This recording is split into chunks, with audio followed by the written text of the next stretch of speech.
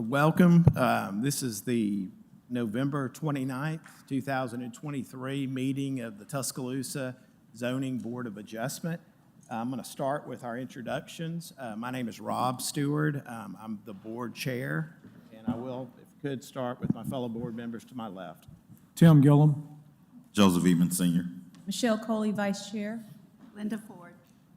And I would like to recognize the City of Tuscaloosa staff who are in attendance this evening, starting with Miss Emily Hayes, Associate Director of Planning, Mr. Jonathan Bowen, Neighborhood Resource Coordinator, and from the Office of City Attorney, Miss Kim King, Associate City Attorney, and in the back, Mr. Kevin Jones, who is running our audio and video production.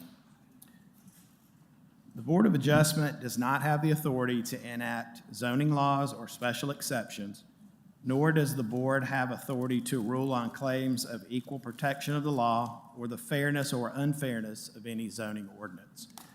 By virtue of state law and city ordinances, the purpose of the ZBA is as follows: to hear appeals from decisions of the zoning officer of the city, to grant special exceptions to the zoning code in accordance with the terms as established by the city council, to grant variances from the terms of the zoning code when, owing to the special conditions, a literal enforcement of the code would result in unnecessary hardship.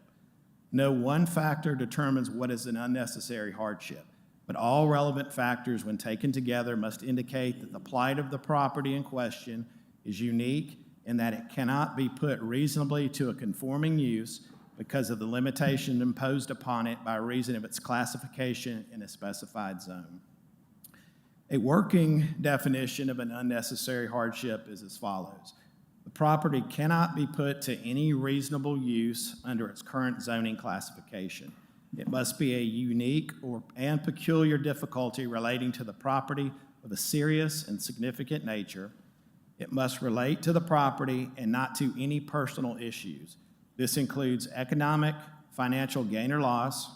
A variance may not be granted where the property owner merely suffers a financial loss of a kind that is common to all of the property owners in the area.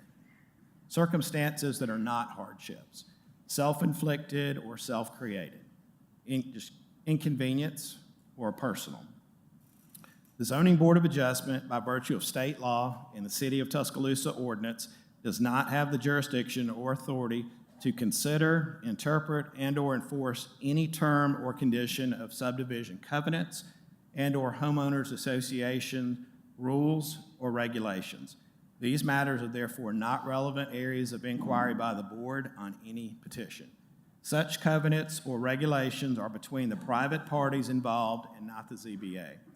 That having been said, any decision made by the ZBA on any particular case does not necessarily preclude the enforcement of such subdivision covenants and/or HOA rules or regulations by other lawful means.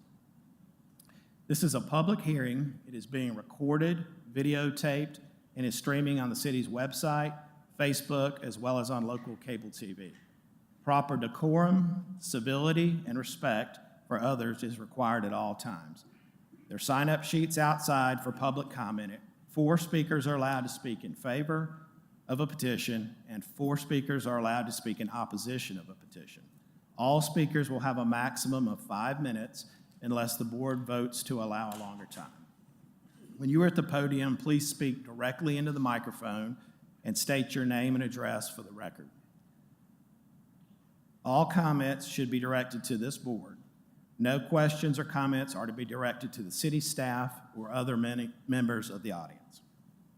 I would ask the city staff to confirm for the record that all the appropriate and required public and individual property owner notices for each case upon the docket of petitions now before the board have been made in accordance with the law. It has. Okay, thank you. The following procedures will be followed for each petition. This hearing is an opportunity for the petitioner to present their case, for the public to inquire and make their views known about the petition, and for the board members to gather relevant facts before making its decision. City staff will introduce the petition and present the facts and information to the board concerning the same. The petitioner or the petitioner's designated representative will be asked to make comments and answer questions from the board. The petitioner will have a maximum of 10 minutes unless the board votes to allow a longer time. The 4 members of the public that are in support of the petition and the 4 members of the public that are in opposition to the petition who signed up to speak will then be afforded an opportunity to make comments and inquiries. At the close of public comments, the petitioner will be asked to respond to the comments if necessary. Any rebuttal will be limited to 2 minutes unless the board votes to allow a longer time. The chair may then permit the public to respond but only to new issues raised by the petitioner in rebuttal. Any response will be limited to 2 minutes unless the board votes to allow a longer time. At the close of public comment, or once the board is satisfied that it has received all relevant information on a petition, the chairman will close further comment or discussion, and the board will then discuss the matter. The chair will read into the record the motion to approve the request along with any conditions set by the board, and the board members will commence voting. 4 votes are required to approve any petition, not a simple majority of the board. If you are a petitioner, please leave the signs in your yard. The city staff will be by to pick up the signs as soon as possible. Any party aggrieved by any final judgment or decision of such board of zoning adjustment may within 15 days thereafter appeal therefrom to the circuit court by filing with such board a written notice of appeal specifying the judgment or decision from which the appeal is taken. The board members have had a chance to review tonight's agenda items. Do any of the members have a conflict of interest with any of the cases on tonight's agenda? No. No.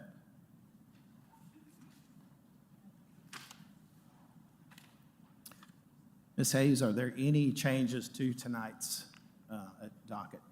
There is item 4 on your agenda. The petition for a waiver from Rule 13 has been removed and withdrawn by staff. Okay, thank you. And we have all received a copy of the October 2023 minutes, our last meeting. Has everyone had a chance to review those? Yes. And does anyone have any changes to that to offer? No. I make a motion, we accept the minutes. Second. Okay. All in favor of accepting the October 2023 minutes, voting starting with Mr. Gilliam? Yes. Yes. Yes. Yes. Yes. Okay, the minutes are approved. Ms. King, is there anything to report? No, there are no updates. Okay, thank you.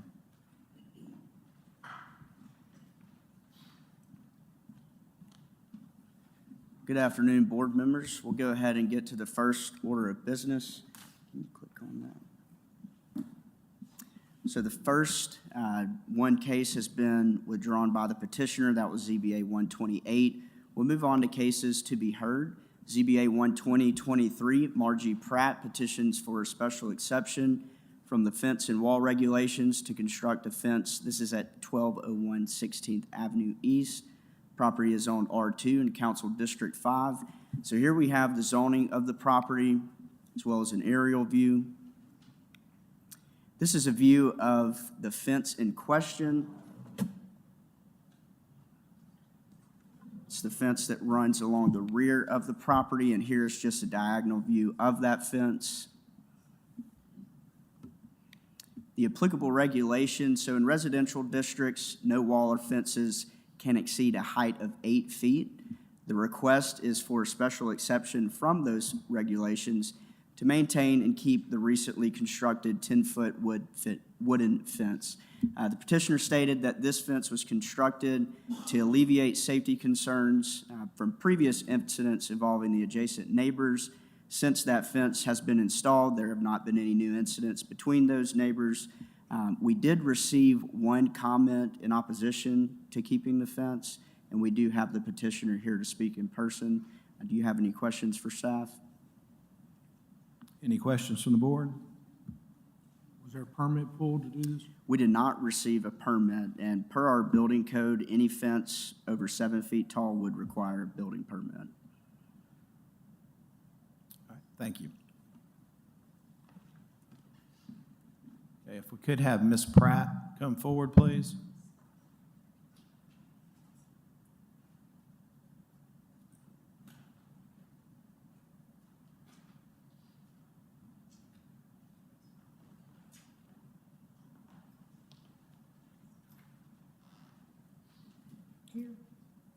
Yes, ma'am. Yes, ma'am. If you could pull that microphone towards you, just so we'll be able to hear you. And if you will, just state your name and address, please. I'm Margie Pratt, And your address? 1201 16th Avenue East, Tuscaloosa. Okay. And if you will, Ms. Pratt, tell us about why you're here tonight. Well, I had so much trouble with my neighbors.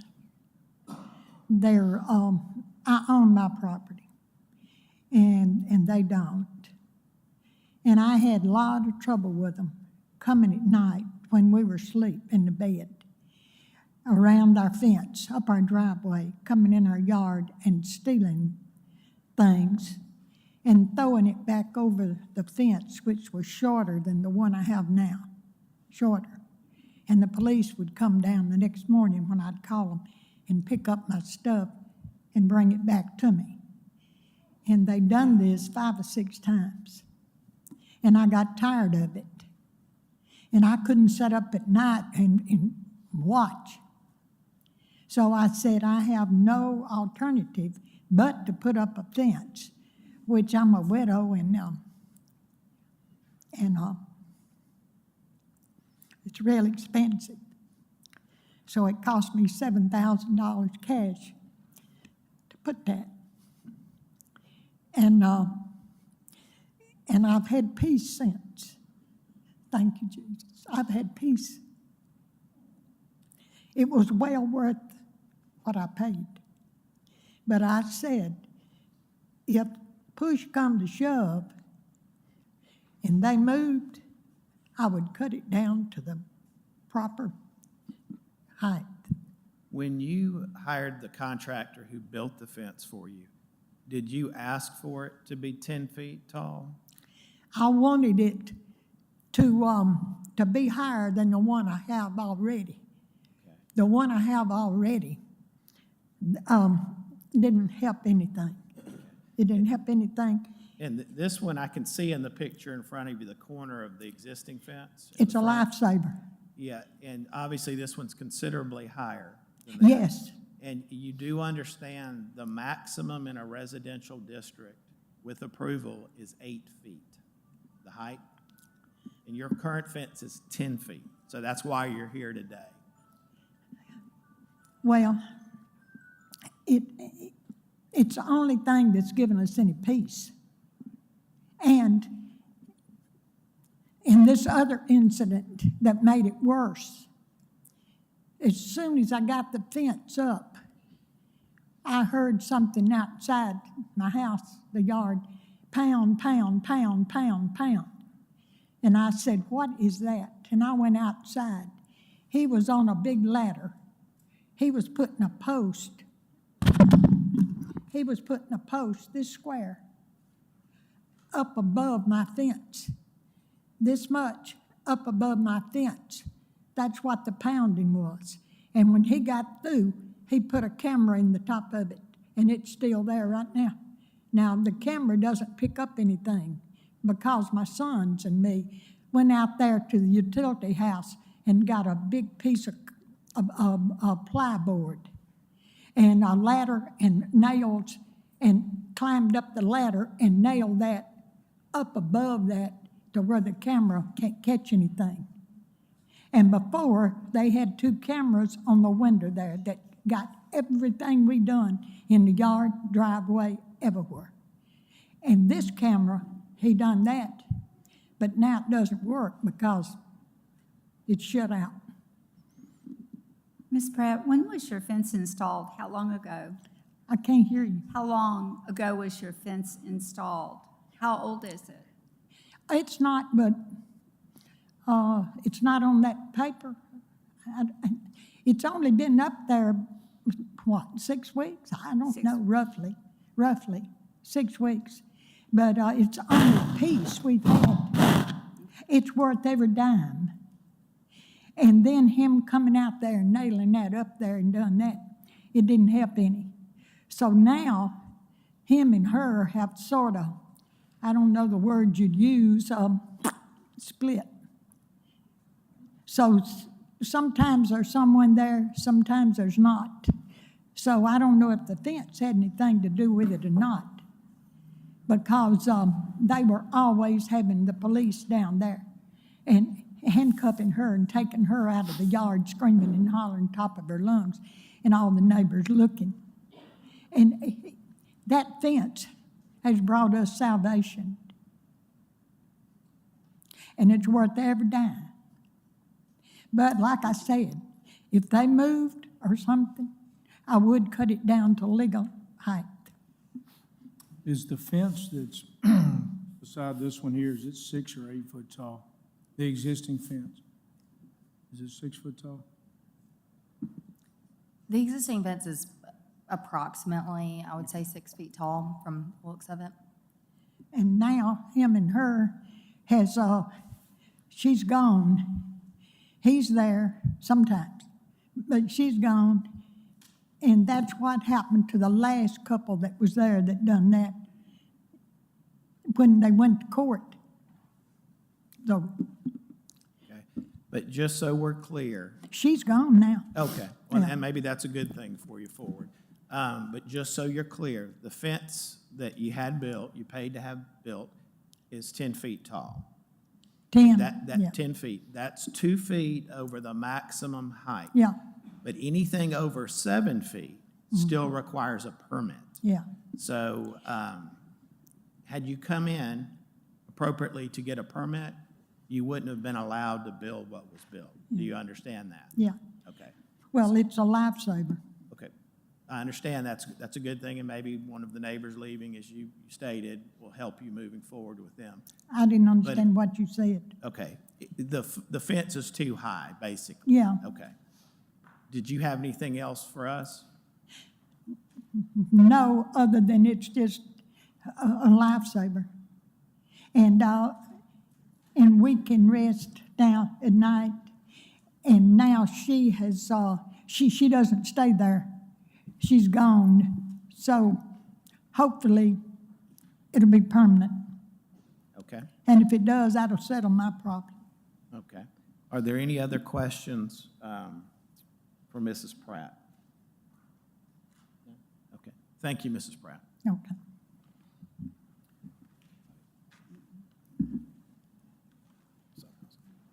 Okay, we do not have anyone signed up to speak either for or against this petition. Is there anybody in the audience at this time who would like to come forward and comment? No? Yes, sir.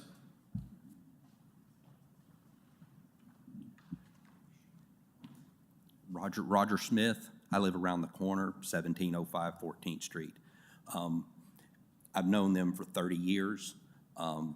They're good people, but they put the fence up out of, I listen to the same thing y'all listen to, but they did have cameras up, and that pole was put literally a foot from the fence, and they stuck the camera up above it. I mean, that's like a big effort to bother her. I don't understand it. I got other stuff to do, but I'm too busy for that stuff.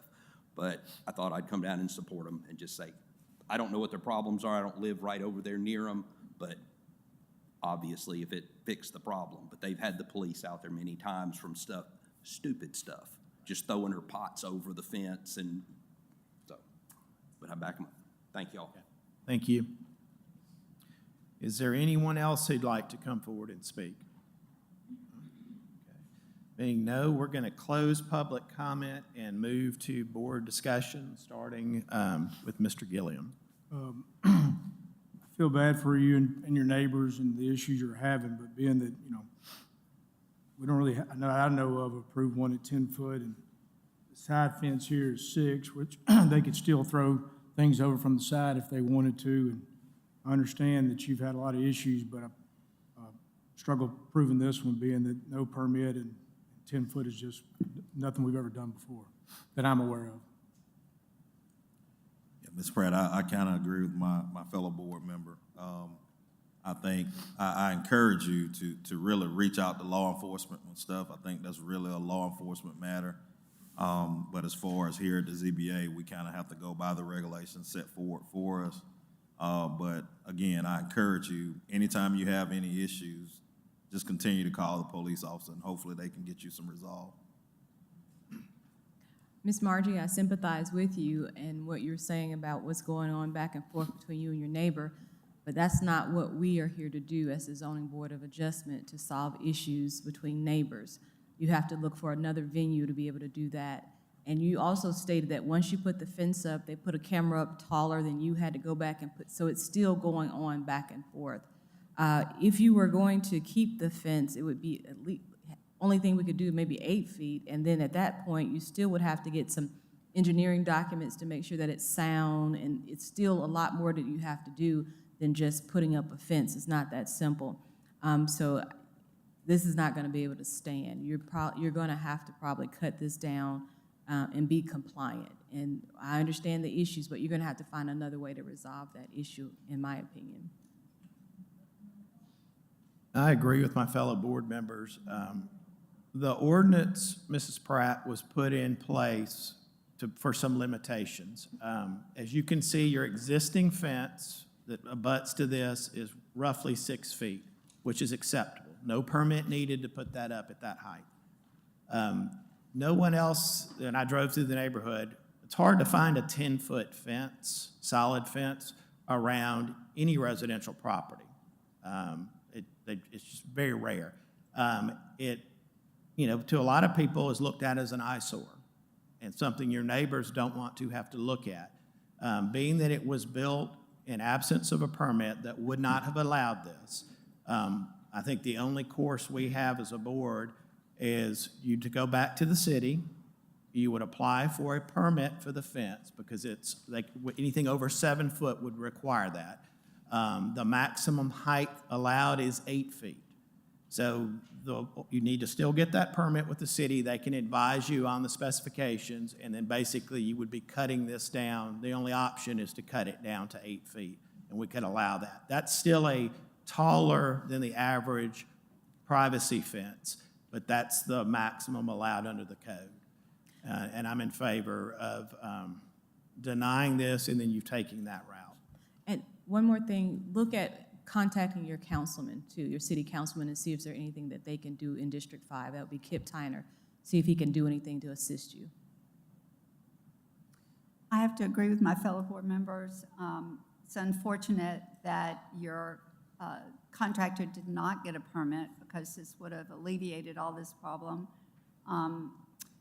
It's got to be difficult to have problems with your neighbor. I feel for you, and I'm very sorry that this has to come, but we do have to follow the ordinance, and I am not in favor of your special exception.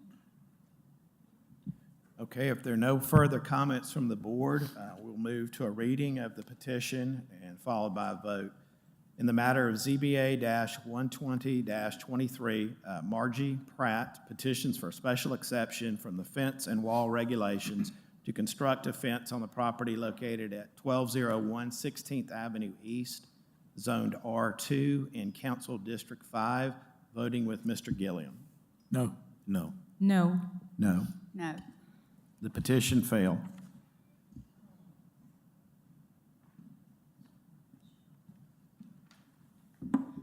Moving on to next case, ZBA 121-23, Home Improvement Services petitions for a variance from the residential district regulations to construct a single-family detached home. This is at 2637 Lake Crest Drive, zoned R1 in Council District 3. Here we have the zoning of that property, as well as an aerial view. Next, we have just a couple of images showing the layout of the property. So that was a view from the street. As you can see, there's already stakes out on this property, and here is more towards the rear of that property.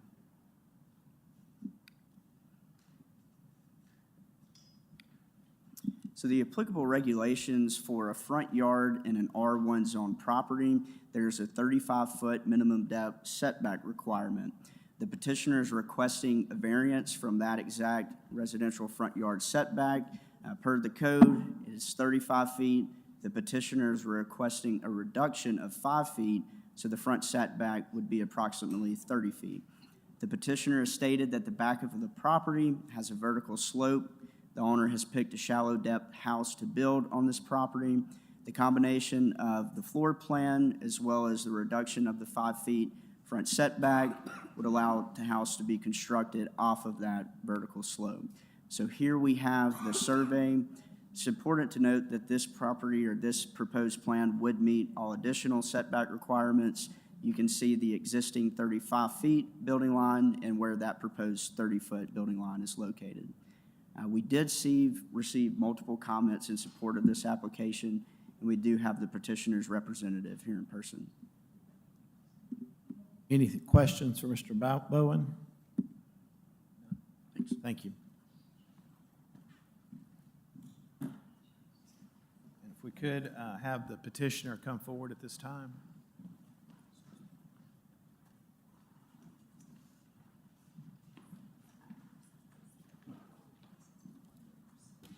Good evening, Mr. Chairman, members of the board. I'm Michael McGuire, McGuire & Associates, Division of GSA, 2615 6th Street.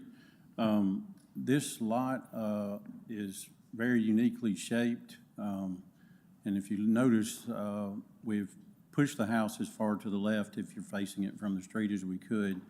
The back right corner still falls off the slope that's in the back. It's an extremely difficult lot to build on. And moving it 5 feet forward is going to help considerably with not only, and I know cost is not a hardship, but it's going to not only from cost standpoint, but certainly from a structure standpoint, and making it easy on the foundation, or much easier on building the house in the back right corner of the foundation of the house. That's basically the reason we're asking for the 5 feet. Don't know that the lot should have ever really, probably should have been configured a little differently than what it was, but looking at that, the lot's a pretty lot when you go out there and look at it, and they purchased it based on, site, and of course, didn't realize that some of this was going to be an issue until after the fact. Builder's here if y'all have any questions for him, and of course, I'll be happy to answer any questions as well. I would like to add to that, if you don't mind. I'm Tommy Woods with Home Improvement Services Company. I'll be the builder. And I live at... Mr. Woods? Yes. Yeah, and your address, please. Ma'am? Your Sir. address, please. 2842 Lake Crest Drive. So I will mention that this line that you see here is actually the legal 35-foot setback line, and you can see right here how quickly that side starts to drop off. I want to keep the house on natural soil, and to do that, I've still got to sink the house down. At this setback right here, the basement ceiling would end up being around 15 feet tall, which is really high. So moving it 5 foot forward, which I don't think is going to block the neighbor that you see there. I don't think that's going to block their view. And then the ceiling would end up being around 10 feet tall. So that's all I have to add. And the Lake Crest was about 15 to 20 years old? It when was is started? 97, somewhere around in there, I think. And I know there's several lots in that neighborhood similar to this that have yet to be built on. More than likely, that's the reason. For obvious reasons. Right, yeah. Any questions for Mr. Woods? Okay, thank you.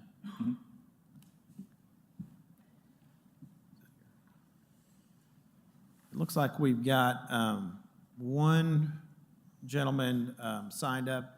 First name's Douglas. I'm having trouble reading the last name. Rice, yes, sir. If you would like to come forward.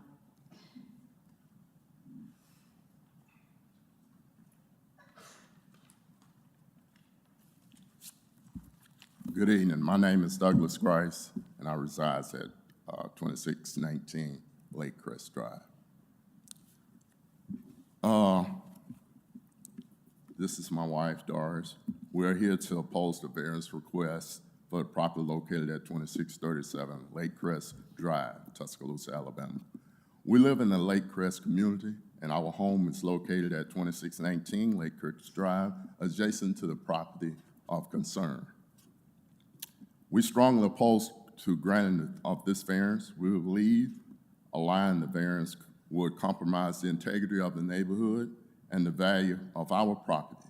In the petition, the petitioner states that the home to the left, which is our property, 2619 Lake Crest Drive, should not be impacted by the adjoining owner, but this is not guaranteed. The action could impact the aesthetics or the curb appeal of our home. The petitioner is requesting a 5-foot variance from the required minimum 35 feet setback at the home from this street. It would obstruct the view of our property when driving towards our home from the entrance of the neighborhood. Because of the requested 5 feet variance, most likely the proposed home will again obstruct the view of our home when driving from the cul-de-sac to the exit the neighborhood. The proposed house was just set out in front of our home. Just having a view of our home obstructed could decrease resale value. The requested variance violate the development guidelines set forth by Lake Crest community in the Declaration of Covenant, conditions, and restriction for Lake Crest. All the homes in Lake Crest were subject to the same minimum, 35 feet setback from the street. Why shouldn't these owners' property follow the same covenant? They have chosen to buy, and as the other members of Lake Crest who chose to live in this neighborhood, will this be a precedent for what is to come? We believe allowing the variance would compromise the integrity of the neighborhood. When a variance is an issue, the primary consideration is whether a literal enforcement of a zoning ordinance will result in an unnecessary hardship to the owners. The buyers for this property adjacent to ours are requesting a variance from compliance with the guidelines set forth in Lake Crest Covenant.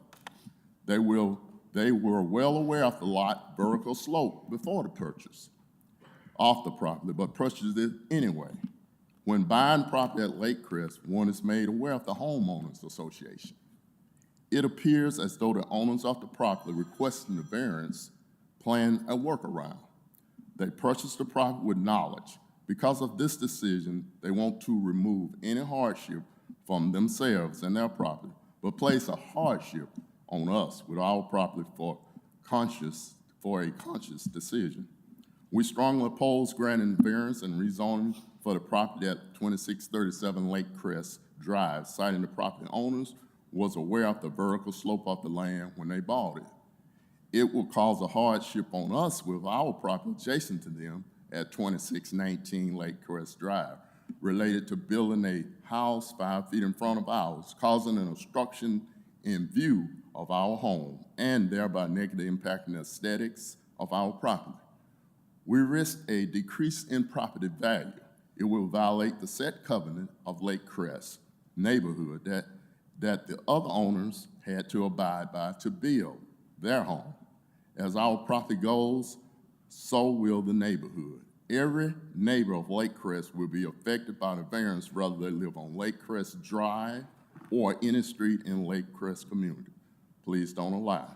Thank you sincerely, the Grices. Are there any questions for the Grices?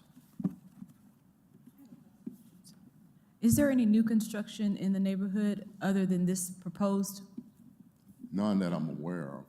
Are there any But other vacant lots near your house? Yes, one in front and one if you're facing to the left. So like all around your house basically lots are available? Right. Okay. But no construction is going on Okay. and no variance that's been requested. Ms. Hayes, can you pull up an aerial map, please?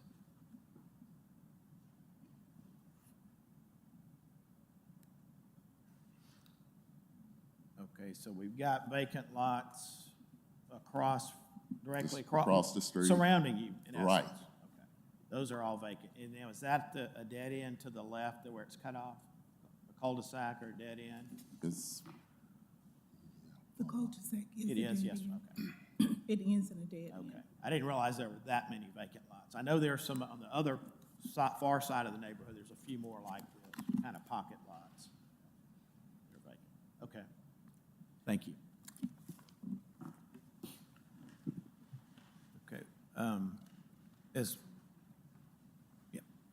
We do not have anyone else signed up either for or against the petition. Is there anyone in the audience who would like to speak at this time? No? Okay, in that case, we will close public comment and open board discussion. And Mr. Bowen, earlier you said there were, I think there were at least 10 emails I read that were all in favor of this, and those were all in the greater neighborhood. Correct. There were 12 all in support. Okay. Okay, let's start board discussion with Mr. Gilliam. I'm having a little hard time approving this one, being that I do understand the topography of the land and, you know, having the house. But, I mean, you do have to look at a lot before you purchase it, and kind of know what you're getting into. At the same time, you could probably adjust the foundation of the house to work with the lot. So I'm not in favor of this variance. Yeah, I'm gonna kind of agree with my fellow board member, considering that there have not been any variances granted in the neighborhood that we know of. And considering we can't take finances into consideration when approving these. I think the lot's still buildable. May cost a little bit more money, but I think it's still buildable. I had a couple of questions for the builder. The size, square footage, and cost of the house that once it's built. If you'll come back up and answer that for me.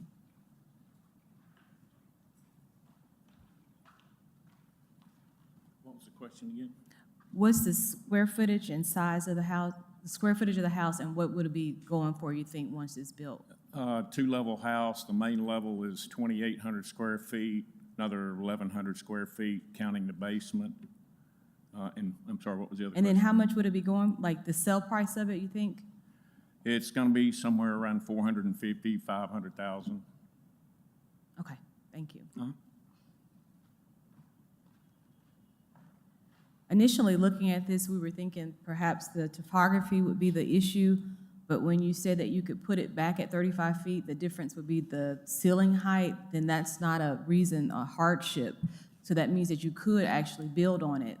It's just it would have the higher ceilings. And so that doesn't, price and financing is not something we consider when we're looking at a hardship.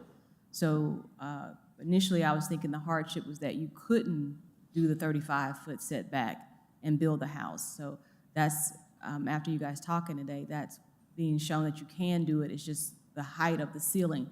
So then that would make it not a hardship, in my opinion.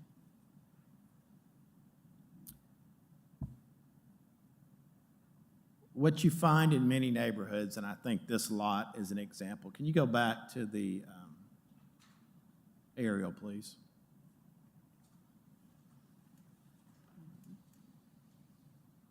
And I don't have correct measurements, but the lot that abuts this, the more triangle shape on Lake Vista Drive to the right, it's got a kind of a pie lot. I don't know if you can tell on any of your tools, would that would be hard pressed to put a house there. Is that fair to say? In meeting setback?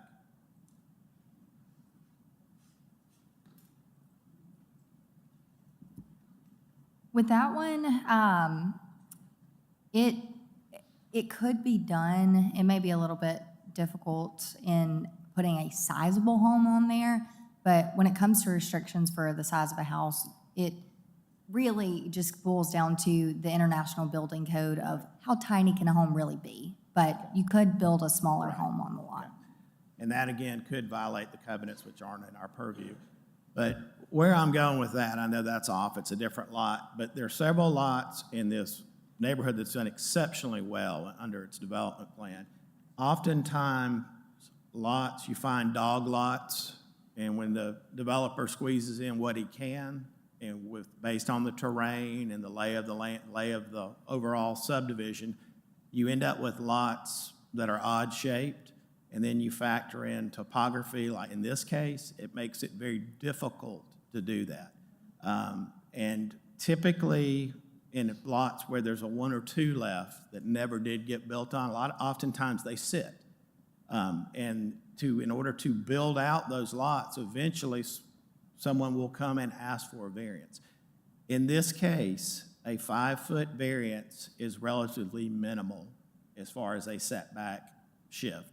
And with the curve of this street, I don't see, looking at it, that 5 feet is going to harm either property owner of the existing two homes of where this is being built.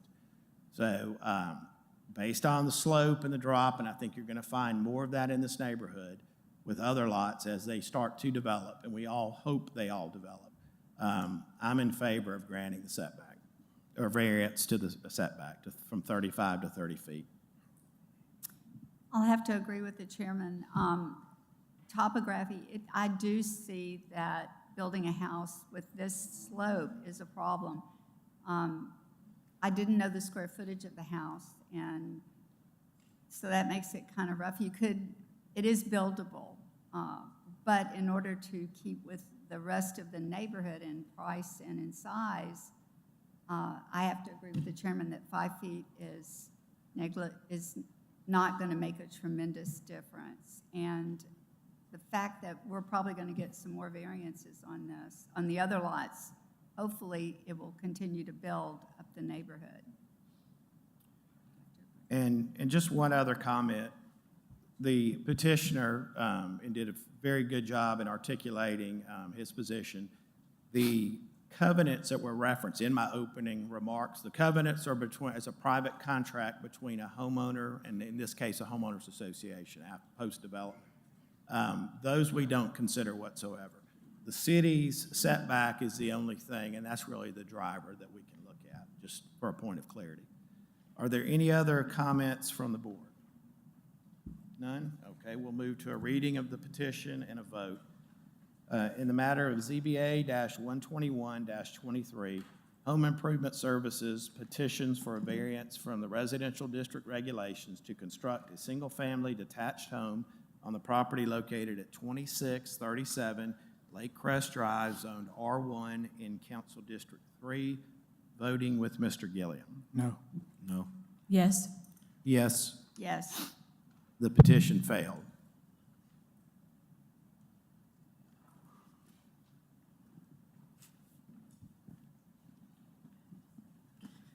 Next case is ZBA 12223, A+ Storage, Tuscaloosa, LP. Petitions for a special exception to allow the construction of a self-storage facility. This is at 4100 Skyland Boulevard East, Zone BN, Council District 6. So here we have the zoning of the property, as well as an aerial view. The applicable regulations in BN, a self-storage facility, is considered a special exception. There are some discretionary criteria. This petition is requesting a special exception to construct a 2-story, 78,400 square foot self-storage facility. It will have 470 units. This property and this proposal was actually approved back in June of 2021 and April of 2022 for the exact same request. Due to delay in project development, the approval back in April 22 has expired. No changes have been made from the previous proposal to the current proposal, and all units will be accessed from the inside of the building. A retaining wall will also be constructed on the north side of the property. There's an elevation change at the rear of the property from approximately 20 to 40 feet, and that is from the edge of the property, the edge of the building, to the closest house in the adjacent subdivision. The petitioner plans to maintain existing vegetation and also add new vegetation on top of the retaining wall. We also have some images that will show this a little bit clearer. Downward-facing lights will be located on the building, and the truck loading areas will not be visible from the residential properties due to that elevation change. So here we have the site plan. This is the exact same site plan that was previously approved. And then here are some of those images that show that elevation change and the drop-off from the edge of the proposed building to in that top left corner where the top of the hill or where that neighborhood is located. And here's just another view from the east side. We do have the petitioner here to speak in person. I believe we did receive at least one comment in opposition to this case. So again, this board has approved this twice, and the only reason they're coming back, the development process slowed, and they didn't approve it before the expiration. That's correct, yeah. Any questions for Mr. Bowen? Thank you. Okay, yeah.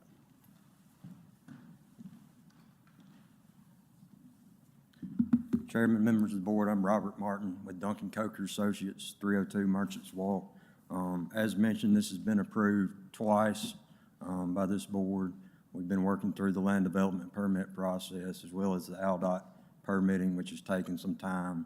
But we've gotten approval and we're ready to start construction. Be happy to answer any questions or go into further detail if I need to. So other than just the slowdown in the development process, there's no changes? Exact same building, exact same site plan. And you said you've gotten ALDOT that's straight, the permits? That's correct. We need an ALDOT permit. We're extending the access road, which is within ALDOT right of way, so we have to get a permit from them. Are there any other questions? No? Thank you.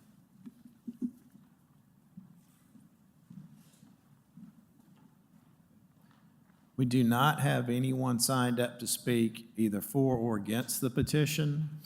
Is there anyone present in the audience who'd like to come forward and comment? No. In that case, we'll close public discussion and move to board comments, starting with Mr. Gilliam. I mean, it's pretty cut and dry, same facility, it's been approved twice in the past, so I have no issue with this. I agree with my fellow board members. Yes, we've approved it twice before, so I don't see any problem with doing it again since nothing has changed.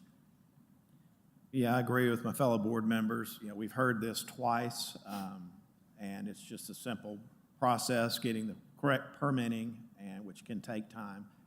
And it sounds like their development plan and the LDP is moving forward. So I'm in favor of granting it. I'm also in favor. I think it'll be an improvement to that particular area. And we have approved it twice. So I see no reason to deny. If there are no further comments from the board, we'll move to a reading of the petition and a vote. In the matter of ZBA-122-23, A+ Storage Tuscaloosa LP, petitions for a special exception to allow the construction of a self-service storage facility on a property located at 4100 Skyland Boulevard East, Zone BN in Council District 6, voting with Mr. Gilliam. Yes. Yes. Yes. Yes. Yes. The petition passed.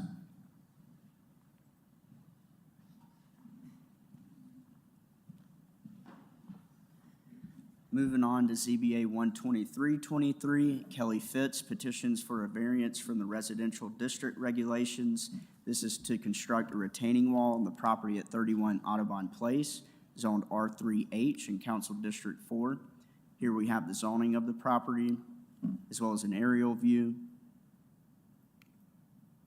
This is a view of the front side of the house. And these pictures here, you can see the retaining wall in question stretches along the entire length of the front property line. And here's just an additional image of that retaining wall. So here we have two separate regulations. The first one, retaining wall is considered a structure based off of our definitions in section 24.5. And in 24.35, for applicable regulations for an R3 district, we have a minimum depth of 25 feet for that front setback. So based off of the definition, the retaining wall would have to meet that 25-foot setback. The petitioner is requesting a variance to reconstruct the existing retaining wall. So the new retaining wall, it'll be separate from what you saw in the photos. Per the petitioner, the existing retaining wall is in disrepair, and it must be replaced entirely. So the new terraced retaining wall will match the height of the existing wall. Each terrace will be less than 24 inches in height. However, because of the condition of the retaining wall, they do have to completely remove and replace the wall, which requires a variance from the front yard setbacks. The HPC approved this application in terms of the materials for the retaining wall back in November of 2023. And here we have just a couple of drawings that show the existing conditions and then also the proposed conditions. So at the front with that number 1, you can see the retaining wall and how it exists currently. Essentially, the location is maintained. There is slight additions at the front and the rear of the retaining wall. The location is essentially remaining the same. And then this provides the existing and proposed elevation looking face on at the house.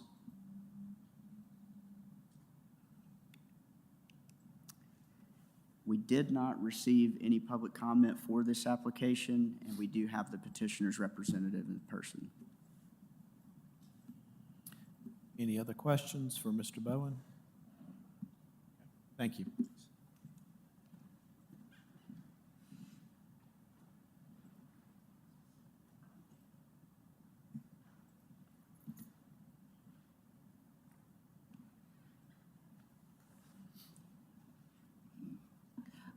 Good evening. My name is Kelly Fitz. I'm with Fitz Architects. My personal residence is at 19 Audubon Place, Tuscaloosa, and I am a neighbor of this home. The reason for requesting the replacement of the wall is the home has been recently sold, and the new owners, a couple of things, they don't like that material. And they want to replace it with a natural stone retaining wall, which was approved by the HPC. The other issue is, and it's kind of hard to tell, but this photograph right here, you can see that the retaining wall is very close to the edge of the driveway. And then you can't see it, but right across the sidewalk is and a little bit further back between the sidewalk and the street is a large magnolia tree. And so you can see the roots of it right there. We're trying to widen the base of the bottom of the driveway just a hair to make it safer to pull in and out of this driveway. It's actually a shared driveway, and it kind of is quite narrow. And so we're just trying to modify the shape of the retaining walls at this corner here to make it a little softer and make it less likely to hit with your car. We are not proposing to do anything with the magnolia tree. We're trying to maintain it and leave it alone. But really, it's slight difference in the curve on this one corner, slight difference in the shape on the far side that you can see that's covered in ivy. But the big thing is just replacing it with a better material. Ms. Hayes, would you pull up the petitioner's site drawing, please?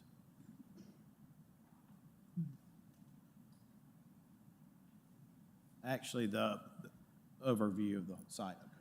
So where it's got one, marked as one, the wall, is the distance between the actual two rocks. Is that going to be more of a landscape buffer? Is that? Yes, that'll just be a little buffer for shrubs or small, low landscaping right there. And then the curve, you're pulling back the wall and the driveway, and is that the current line that's represented? Where's your little drawy thing? Can I draw on this? It's right here. That's the new location. New It's location, pulled yes. back a little bit. So the current location, Solid line. I think falls, somewhere closer into there. Yeah, you can see the dotted lines where the current wall falls. And like I said, the driveway's right up against it, and it's quite narrow, and it's just a kind of a hazard to your car. And Ms. Hayes, do you have a street view, or only the street view for this one?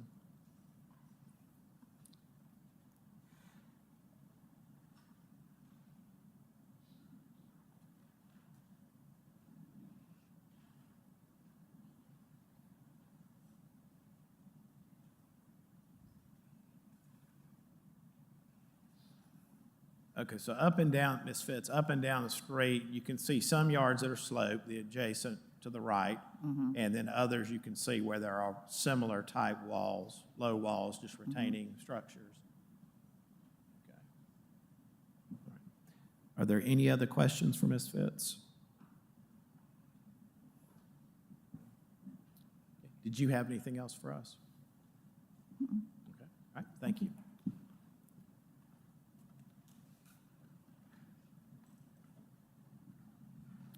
We do not have anyone signed up to speak either for or against this petition. Is there anyone present in the audience who'd like to come forward and speak?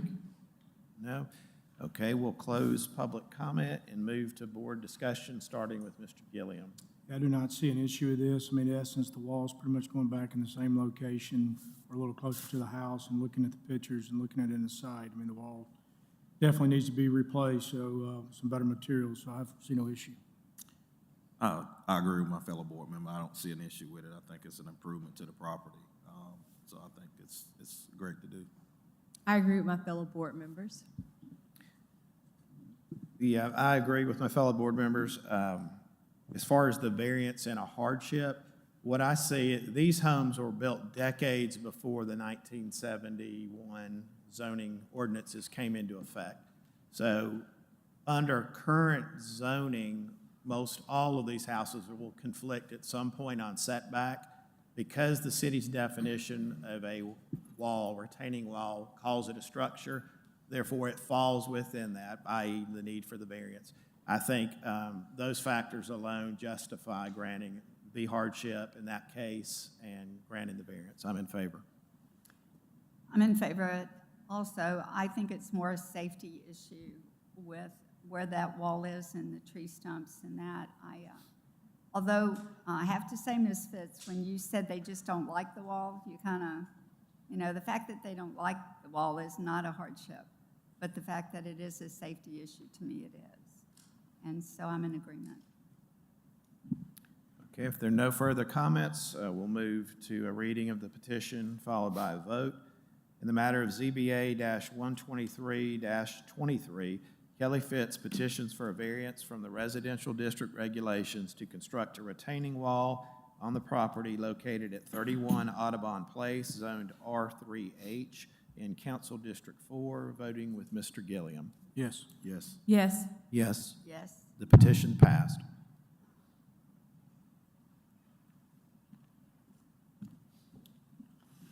Moving on, ZBA 12423, Gonzalez Strength and Associates, Mark Gonzalez, petitions for a special exception from the off-street parking regulations at 8600 Highway 69 South, Zone BN, Council District 2. So here we have the zoning for the property, as well as an aerial view. The applicable regulations for off-street parking requirement for retail stores, it requires one space per 120 square feet of the building floor area. So the petitioner is requesting a special exception from those requirements. The petitioner actually received approval for a similar request back in 2015. However, construction did not commence in the time following the approval. The proposed retail floor space combined with a fuel station will be a little over 46,000 square feet of building floor area. Per the code, this would require them 388 parking spaces. The petitioner is proposing a reduction to 253 off-street parking spaces, which is a reduction of 135.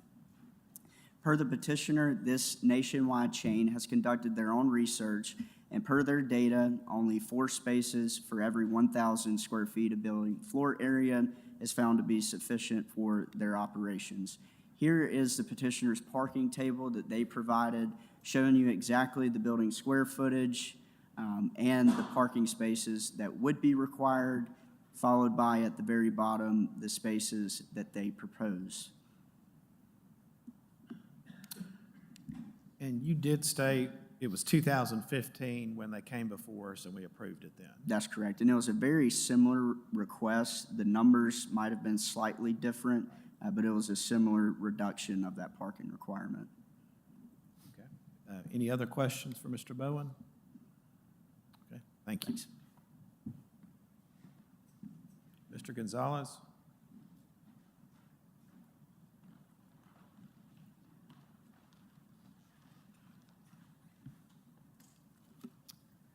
My name's Lauren Townley. I live at 3771 Haven View Circle, Vestavia Hills. I'm here on behalf of Gonzalez Strength, which is the civil engineer for the project. We're just requesting a special exception for the parking due to the nationwide tenants' self-regulated requirements. They don't often see projects of this caliber needing any more than 4 per 1,000. So based on their calculations and their experience in multiple other locations, what you've presented fits their criteria. Correct. Are there any other questions for the petitioner? What was the original parking? 335, is that right? Yeah. Going to 250 or? Right. And in many cases in the past, Mr. Gilliam, you may not have seen many of these requests in this scope. We hadn't gotten any in a while. We used to get them on a more regular basis when these projects came about. It's not uncommon, and I think the city staff will agree, it's a fairly archaic number that we've had in the code forever for shopping centers. And based on what we've seen from many other large retailers who have come before us and have basically demonstrated that is a big ask, and I think in the code, that's something that will be addressed as far as the change in that ratio. Correct. The requirement for the BN zoning district and other commercial districts was that 1972 code, and it does require a significant amount of parking spaces, and that's something that we have taken into consideration with framework code update. Even post-tornado, our most recent update of adding the mixed-use district, if this was a mixed-use zoning, it would be about 150 parking spaces required for this kind of development. So the BN zoning is just something that does require significantly more because of that 1972 code, but future zoning updates will not require this much. Thank you. Are there any other questions for the petitioner? Okay. Did you have anything else for us? No, sir. Okay, thank you. Okay, we do not have anyone signed up to speak either for or against this petition. Is there anyone present in the audience who would like to come forward and comment? Okay. In that case, we'll close public discussion and move to board comments, starting with Mr. Gilliam. Based off the conversation which said, I do not see an issue with this. You know, it does seem excessive at 388 parking spaces. I agree with my fellow board member. You know, business is always good. We always want business in the city of Tuscaloosa, so I don't see a problem with the variance. I agree as well, because of the code is causing them undue hardship, so I'm in agreement with it. Yeah, I'm in agreement with my fellow board members, and per Ms. Hayes's comments, this is something we have seen, I know for the last 10 years, sitting on this board, that we'd have very similar ask as far as the special exception in this scenario. So hopefully when the code comes, that will be addressed, but I'm in favor of granting the special exception. I'm also in favor of it and glad that this is in the framework project. There are no other comments from the board. We'll move to a reading of the petition followed by the vote. The matter of ZBA-124-23 Gonzalez Strength and Associates, Inc. Petitions for a special exception from the off-street parking regulations at 8600 Highway 69 South, Zone BN in Council District 2. Voting with Mr. Gilliam. Yes. Yes. Yes. Yes. Yes. The petition passed.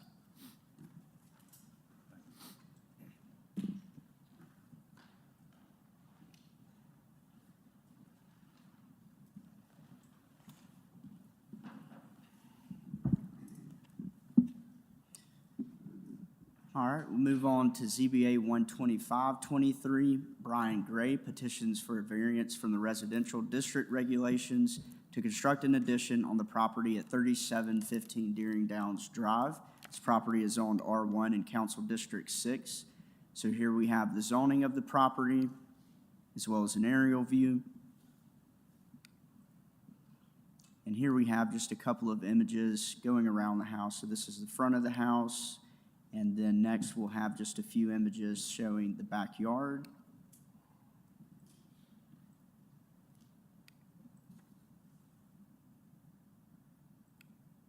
And then here we have a picture showing the adjacent properties next to this house.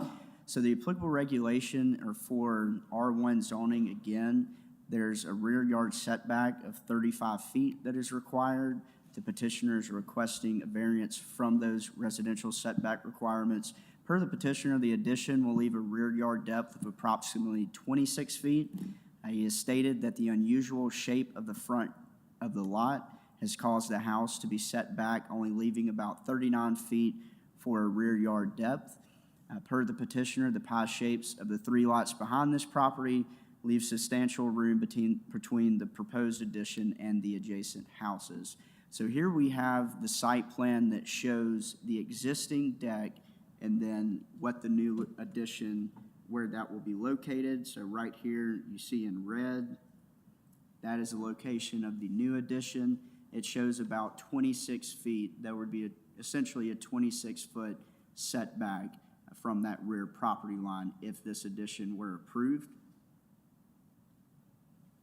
And then we have a better, kind of more overlay of the existing house, showing the deck and then showing the outline of that addition as well. Next are just a few of the drawings that will show you exactly what is going back in its place. We did not receive any public comment for this application, and we do have the petitioner here in person. Can you go back to the drawing that shows the distance? So proposed is a 9-foot reduction from the 35-foot setback, proposed new line. That's correct, yeah. And what's the existing oh, it's a deck, so it doesn't matter. Yeah. It's not covered. Yeah, we would take it from the line here, so it would meet, as it sits, the rear yard setback.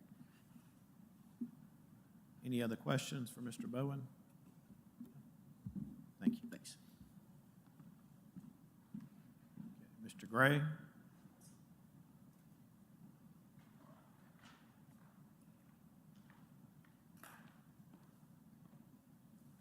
Good evening. I'm Brian Gray, 3715 Deering Downs Drive. So basically, what we're looking to do is to replace the deck. And as you said, it doesn't count against the 35 feet. In fact, the 39 feet is actually coming off that breakfast nook and not that other portion that was being indicated by Jonathan. If we were to literally follow the rules, the 35 foot, that would basically give us about 10 or 11 feet of depth. And the problem is we're incorporating the brick fireplace that's in back of the house, and that's going to take out about 2 or 3 more feet. So you're only left with maybe about 8 feet, basically, for a good portion of that depth for that room that we're considering to construct. Ms. Hayes, can you go back to that photograph that shows, that graphic? So what you're proposing, you've got an existing door and window, is that correct? Or are those? Correct. Mm-hmm. Okay. So this would take into account the fireplace, the back side of the fireplace, and then going past the window and just past the door. Correct. It's about a 1.5 foot in lengthening out left to right, and roughly 6 feet from the edge of the deck. But again, roughly 20 feet as far as the room is concerned. And the other thing that was mentioned is that the properties that are behind us actually have a pie shape. And so most of those houses were kind of moved toward the front, still meeting the 35-foot requirement in the front, but they have pretty extensive backyards. And so if you think about, what the 35-foot regulation seems to be intending is a minimum of, say, 70 feet from back of house to back of house. It's roughly 95, 115, and 125 to those other houses once you measure from where the new addition would end. Now, I don't have the full application in front of me. Could you reiterate what you stated in the application as far as your hardship? The hardship is that the lot's very unusual because it's sitting in a roundabout. And so we had to set the house back quite a distance to maintain the 35 feet. And that didn't leave us very much in the back. So the existing home meets the 35 front setback. Yes, just barely. Right at it.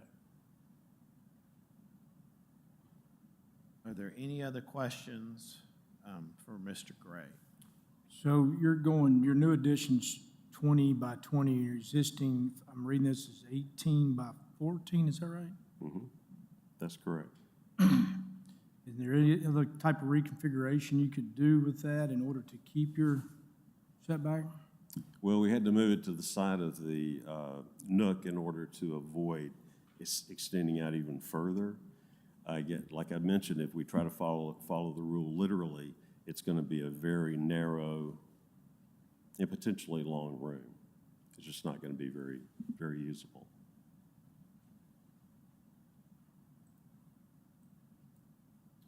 Any other questions for Mr. Gray? No. Okay. Did you have anything else for us? I don't believe so. Okay. Thank you.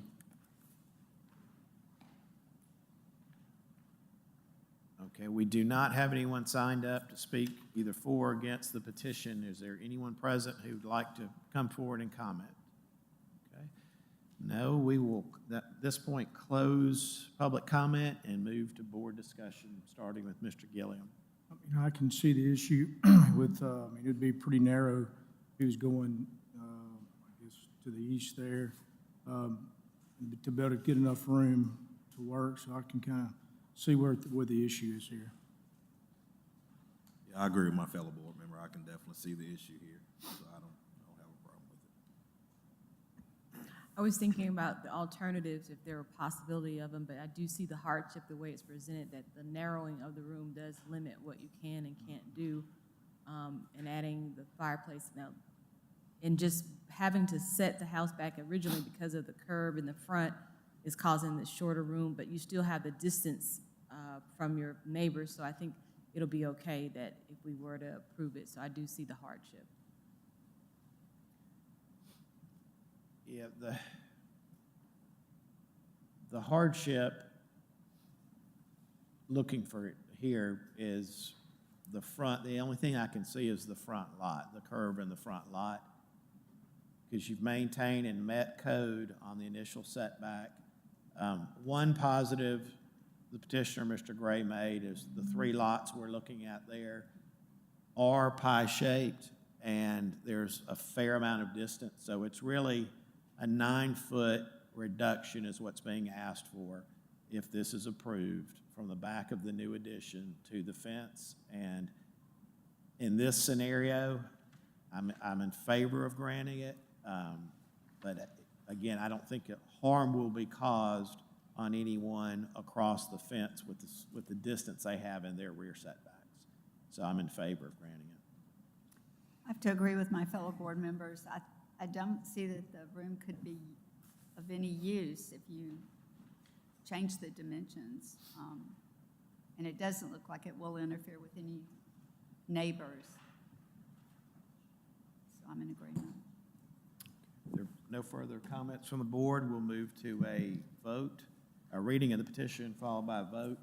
In the matter of ZBA-125-23, Brian Gray petitions for a variance from the residential district regulations to construct an addition on the property located at 3715 Deering Downs Drive, zoned R1 in Council District 6. Voting with Mr. Gilliam. Yes. Yes. Yes. Yes, Yes. the petition passed.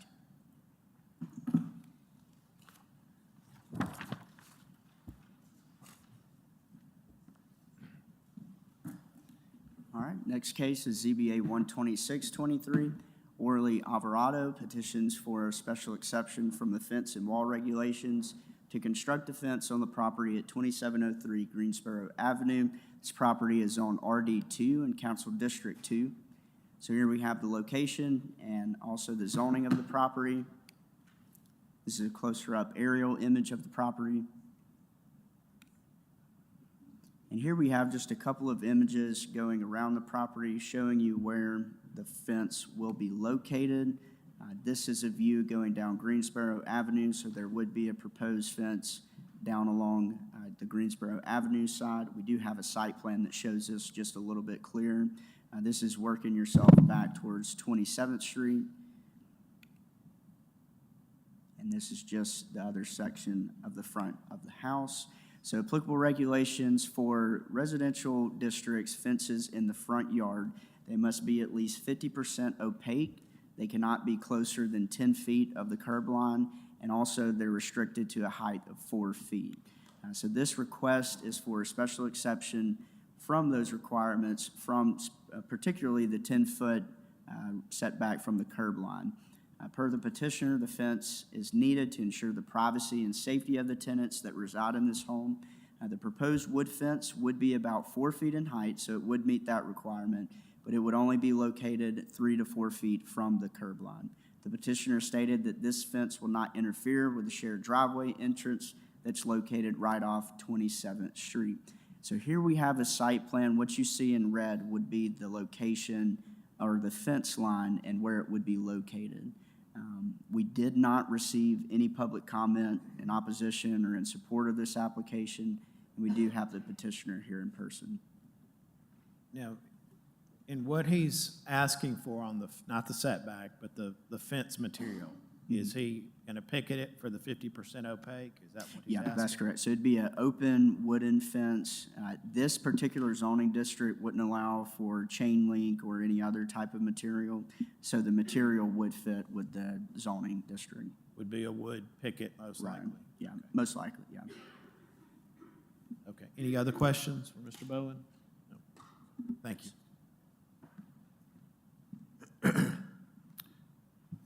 Okay, if, Mr. Alvarado? Miss. Sorry.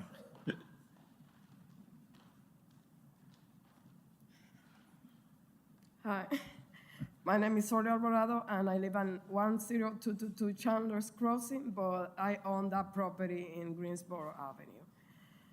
We rented that property, and they complain about some people in the area by night. They drink, start disturbing and running around the house.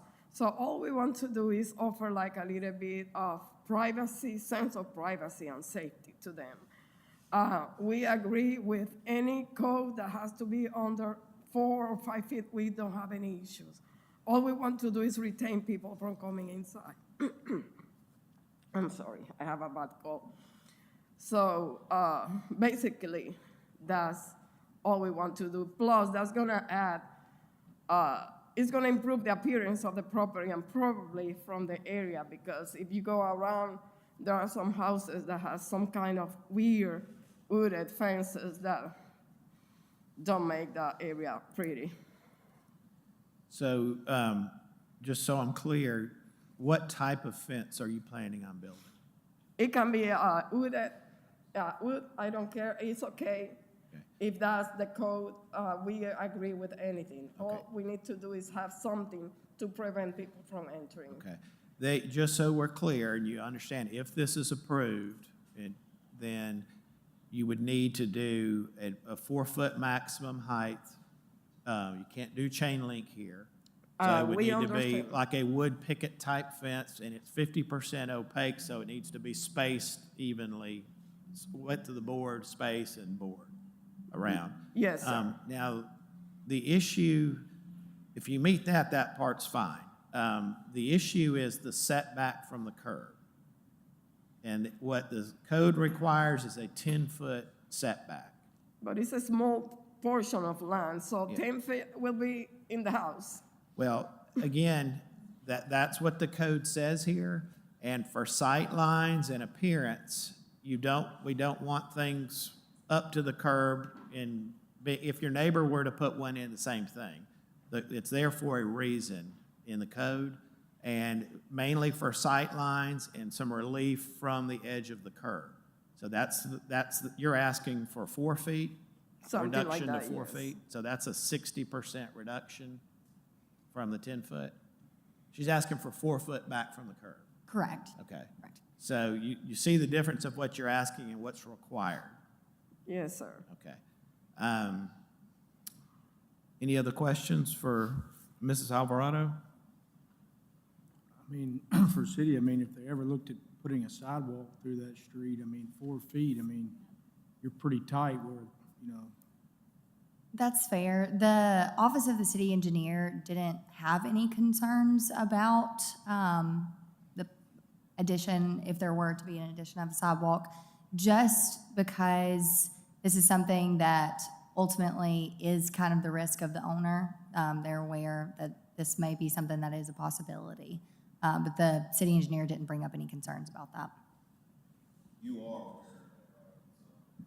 City were to come in and put some kind of sidewalk in, it may impact fence that you pay. Yes, sir. And that's what we are saying about 4 or 5 feet from the street in the way if there is a sidewalk that is known in that area. Well, Ms. Hayes, if a sidewalk to code were to go in, ballpark, what would that be? What would the setback from the curb be? So essentially with this, the unique way that this is kind of laid out, the fence can't go in the right of way at all. The requirement just happens to be 10 feet from the curb line. It doesn't say anything about not being in the right of way or something like that. This fence isn't going to be in the right of way, so it won't be on the city's property to be able to Correct. take down. Okay. So where is the setback, not setback, excuse me, where is the right-of-way line? Is it the curb line? It's very rough in the way that our GIS system is showing, but this kind of gives you a rough estimate. Where that red line is the property line. So that's several feet, whatever that distance is. from You the can back of pretty the much curb. guesstimate that it's gonna shift, oops, sorry about that. It's gonna shift down very slightly. This entire little Right. square, triangle thing is gonna shift down a little bit, and that's roughly where those property lines are gonna be. So anything outside of that is where the city could add the sidewalk.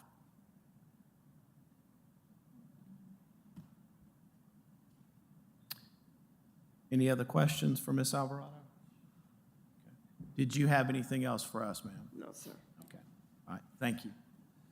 We don't have anyone signed up to speak either for or against. Is there anyone present in the audience who'd like to come forward and speak? Okay, in that case, we will close public comment and move to board discussion. so she's requesting 4 feet, is that correct? She is requesting a 4 foot from the back of the curb, that existing curb line, which is gonna be right around her property line based on assuming based on Correct. this. It won't be in the right of way at all. It will not be. It won't. I kind of misspoke a little bit on that, but it won't be in the right of way at all. Well, being that it's not in the right of way and the city engineer hasn't had any issue with it, I can see that 10 feet would be almost to her house on this size lot, so I don't really see an issue with it.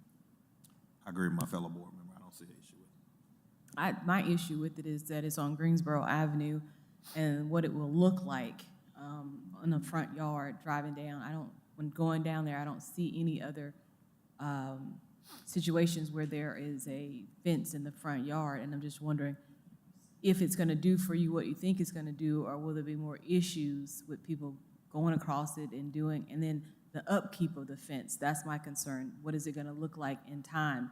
Will it start falling down, or, wood fences tend to, if you don't treat them, they turn brown, and now we have that on a main thoroughfare in the front yard, and I'm just not in favor for it. Yeah, unfortunately, there's not a lot of setback, and your neighbor's house to the south appears to be about the same setback, I guess, your corner. But both are very close to the road. I agree with Ms. Coley. I'm just not in favor of sticking a one fence out from the aesthetics there. And unfortunately, it's just a close, minimal setback, and I'm not in favor of granting it. I'm not in favor of it as well. After driving down 27th Street, trying to turn out on Greensboro, even without the fence, is very difficult. I think that and I have to agree with Ms. Coley, I think that over time, This is not a good project. And I'm not sure that it would prevent people from crossing the yard. So I'm not in favor.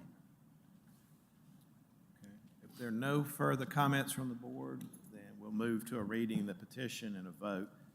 In the matter of ZBA-126-23, Mrs. Orly Alvarado petitions for a special exception from a fence and wall regulations to construct a fence on the property located at 2703 Greensboro Avenue, zoned RD2 in Council District 2. Voting with Mr. Gilliam. Yes. Yes.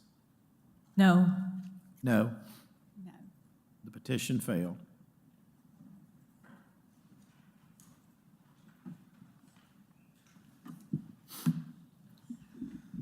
Next case is ZBA 12723 TBG LLC and Quarter Real Estate.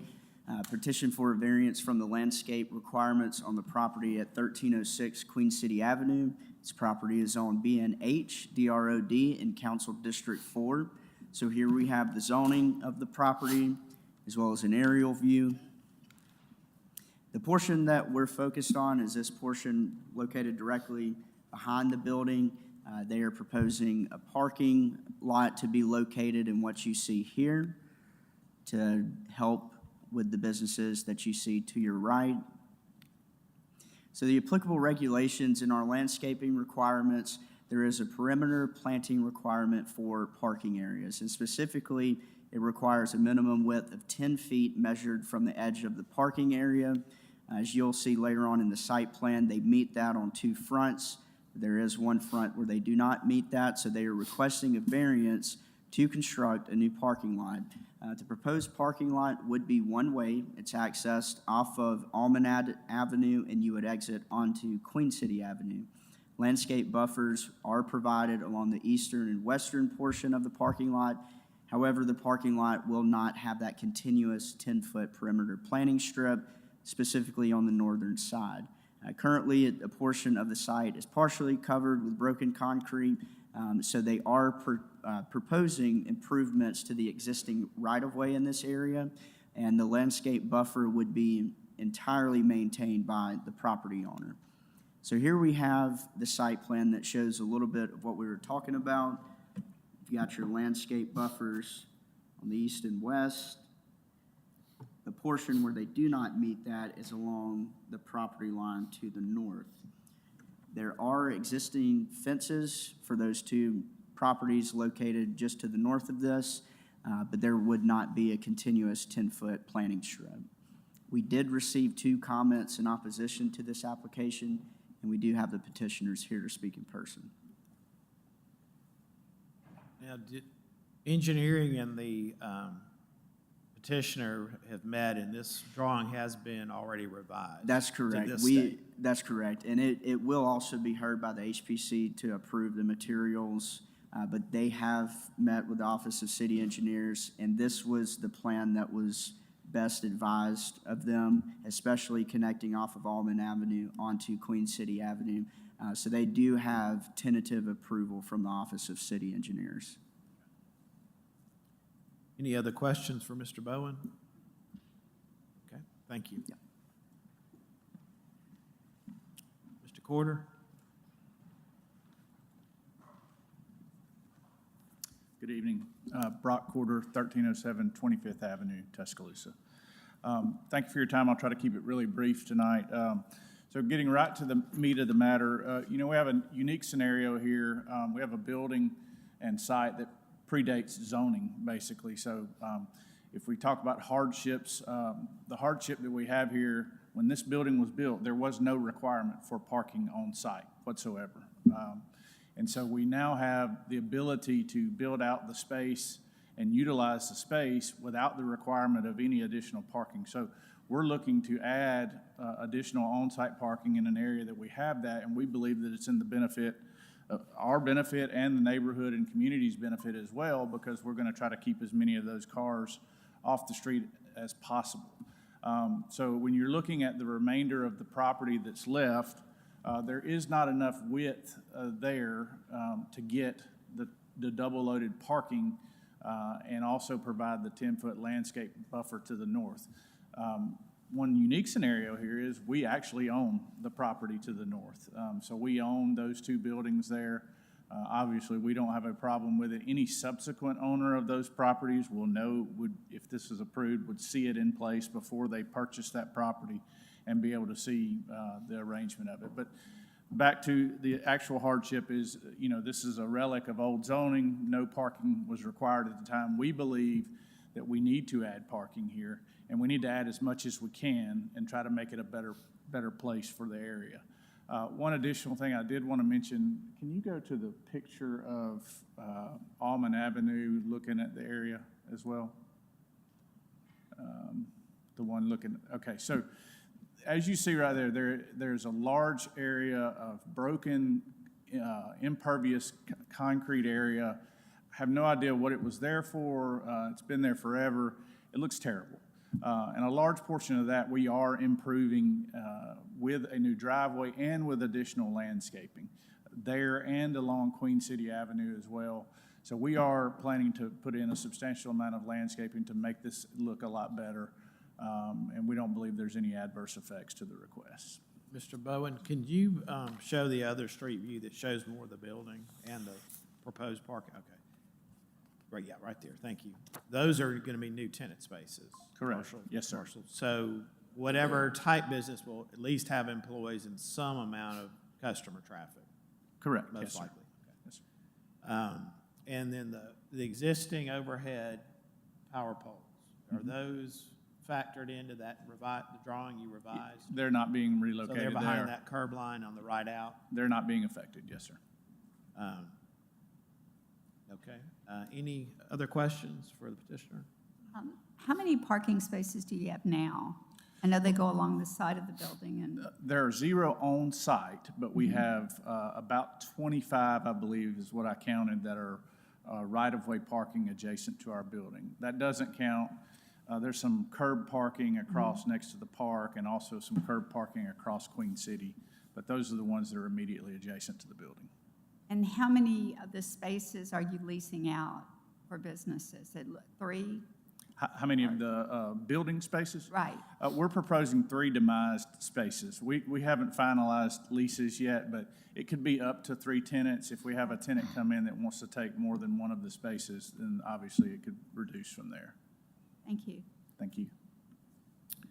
Did you have anything else for us? No, sir, not unless you have any other questions. No, I think we're good. Thank you. Thank you. Okay, we do not have anyone signed up to speak either for or against. Is there anyone present who'd like to come forward? Okay. We will close public comment and move to board discussion, starting with Mr. Gilliam. I don't see an issue with this. I mean, you're getting the landscape buffer on east and west side. You're all, like you said, taking off-street parking and putting parking on your own property, so I don't really see an issue with this request. I don't see an issue either. I think it's a great use of that space, so I don't have an issue. I agree with my fellow board members. It's an improvement in the site and the beauty of it and the aesthetics with the beautiful building that you're remodeling and the businesses that are coming. You're going to need that space, so I'm in agreement. Yeah, I'm in agreement with my fellow board members, and the petitioner shared, I was unaware that the 2 residential properties to the north were owned by the petitioner. So really, there's no issue with the affected neighbor. The big thing we run into downtown, especially in this part of downtown, is inadequate parking. And when Mr. Jackson passed away and this building was vacant, some of the different groups who came in to look to purchase it and put in businesses there, parking killed one of them, in effect, because they would have had a pretty big need for parking. And it would have been a mess for the residential neighbors in the area. So I think this is a huge improvement, off-street parking at your expense, and opening up these existing public spaces around the building for, customers, et cetera. So I'm in favor of granting it, and I think it'll be a good addition. It seems in this district, we continually get petitions to reduce the number of parking spaces. So this is really nice to see that this is going to happen. I'm definitely in favor of this. There are no other comments from the board. We'll move to a reading of the petition followed by a vote. in the matter of ZBA-127-23, the Builders Group 2 LLC and Quarter Real Estate, Inc. petition for a variance from the landscape requirements on the property located at 1306 Queen City Avenue, zoned BNH in the DROD in Council District 4, voting with Mr. Gilliam. Yes. Yes. Yes. Yes, Yes. the petition passed.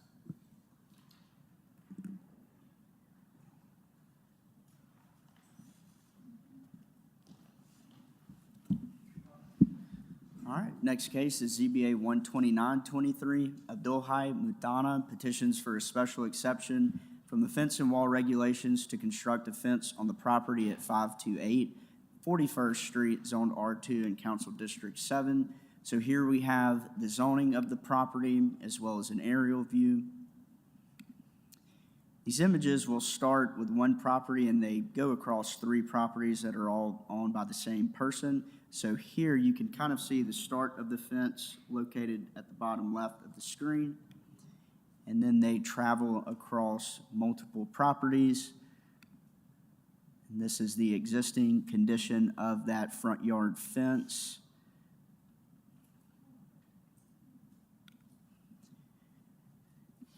And this is where that fence would end. So applicable regulations for fences and walls. Again, for a front yard fence, it must be 50% opaque. And in residential districts, it cannot exceed 4 feet in height. So this petitioner is requesting a special exception from the fence and wall regulations to maintain the recently constructed approximately 6-foot wooden fence that is located in the front of the property. The petitioner has stated that the fence was constructed to alleviate safety concerns from foot traffic from the liquor store at the end of the street. He has also stated that the fence provides the necessary security to allow him and his family to play outside safely. We did receive 2 comments in opposition for this request, and we do have the petitioner here in person. Okay, if you could, this is the front yard That's correct. that we're looking at. Yes. And this was, how did this come in? Was it a complaint? We did receive a complaint. Our code enforcement team, they received a complaint, went out and followed up with the owner. Their option to keep the fence would be to come before you all and ask for the special exception, or to remove it, take it down, or move it back to an appropriate location. And the appropriate size? That's correct, yeah. And reduction, it's approximately 6 feet, and we say that because the topography, it looks like the fence varies in some areas, but more or less it's about 6 feet in height. Any questions for Mr. Bowen? Thank you.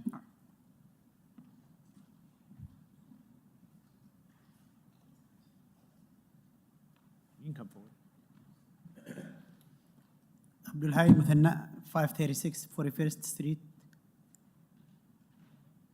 I have all female in my home and kids. Enough guys to.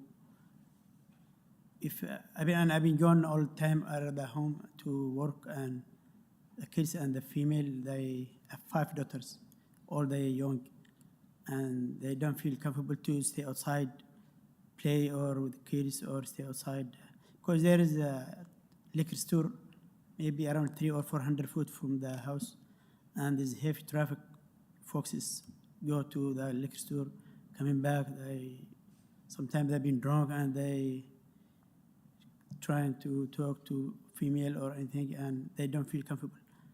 And I decided to do that to make them play outside safely with the kids and have freedom to stay comfortable while I am at the house. Now, when did you purchase the property?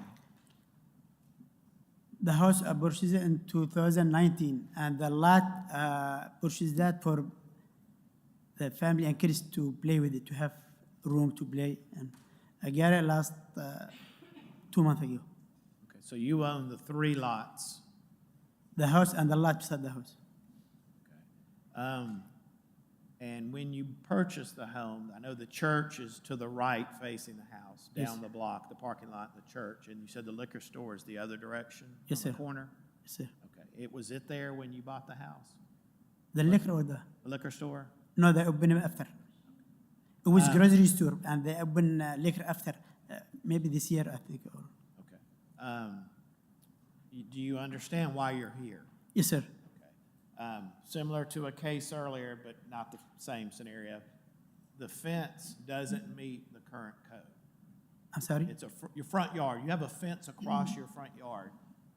Two things. The fence itself, being a solid wood fence, that's not allowed in a front yard. And the height as well, roughly 6 feet, that's the other issue.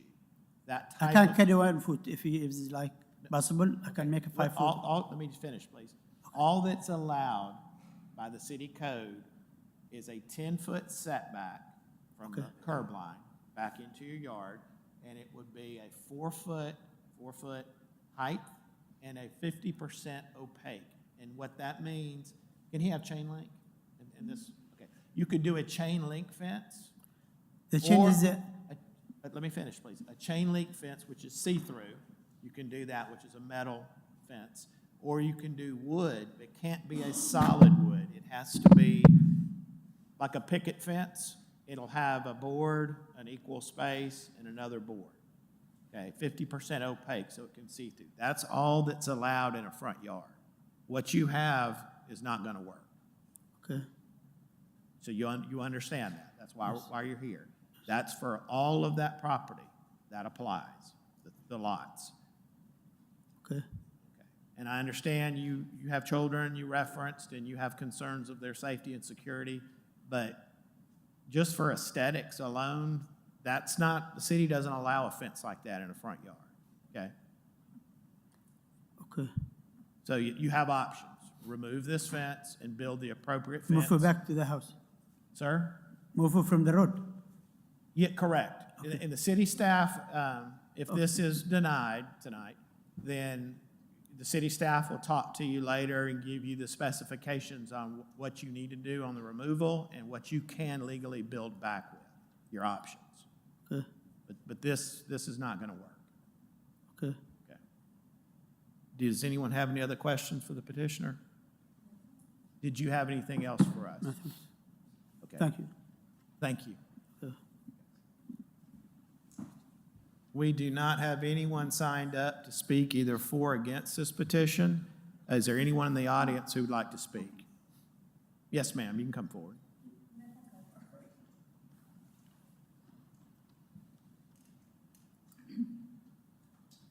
Yes, my name is Dawn Butler. I live at 414 41st Street. I've got a petition that I presented earlier. If y'all want a copy of it, I got you. You've got it? This was not sent to you. It was not sent into the email, so if y'all want to see a copy of it, that would be something that you decide. Yes, ma'am, you can bring it up here, please.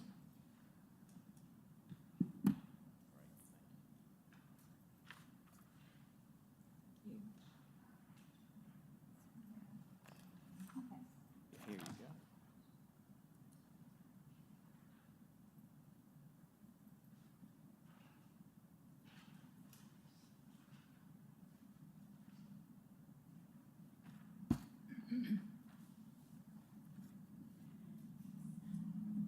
We're in opposition of this because we feel that it is ruining the value of our property. And we're just afraid that if we let it be closed in, that we're gonna have, it's gonna be either, they're gonna be using it as a commercial area rather than a residential area. And by the code, they're not qualified to have that kind of fence. So that's what we're opposition. Okay. Thank you for your comments and sharing this. Thank you.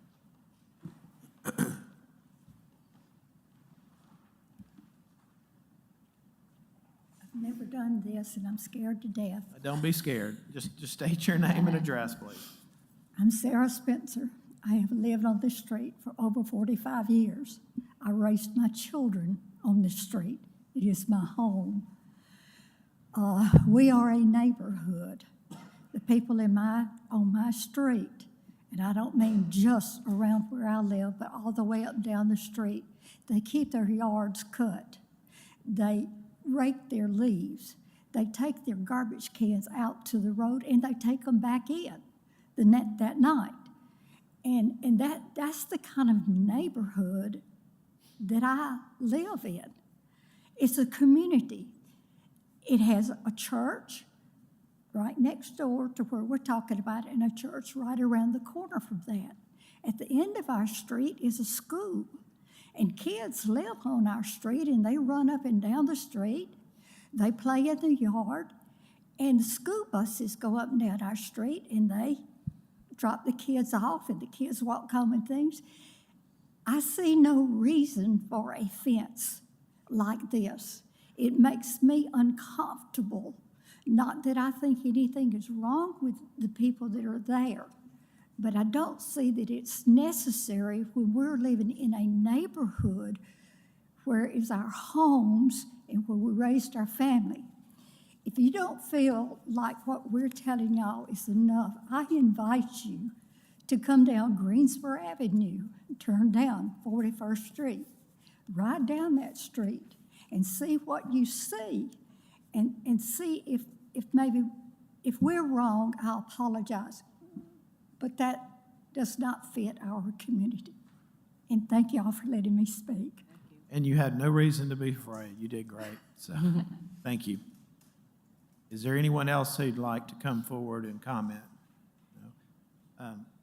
Sir, it's optional. You can rebut anything that was said. I have to follow the rule. I do the wood separately, like, well, no problem. It's not affecting, I don't want the neighborhood feel terrorist or anything. We all family, as street family, country family, we have to love each other. We have to protect each other from anything not right in the street. We have to be as a family. Thanks. I understand. Thank you, sir. Even ask my neighbor, if they see anything wrong from the neighbor, please come tell me, come talk to me. We act like family. If I see any wrong, I don't keep it in my heart or hate somebody because his whatever. The best way, we love each other and we advise each other. If you see something wrong, please come tell me. This is not right. Can you do it this way? Can you do this way? We have to do it like peaceful way and as. Thanks. Thank you, sir. You can. At this time, we'll close public comment and move to board discussion, starting with Mr. Gilliam.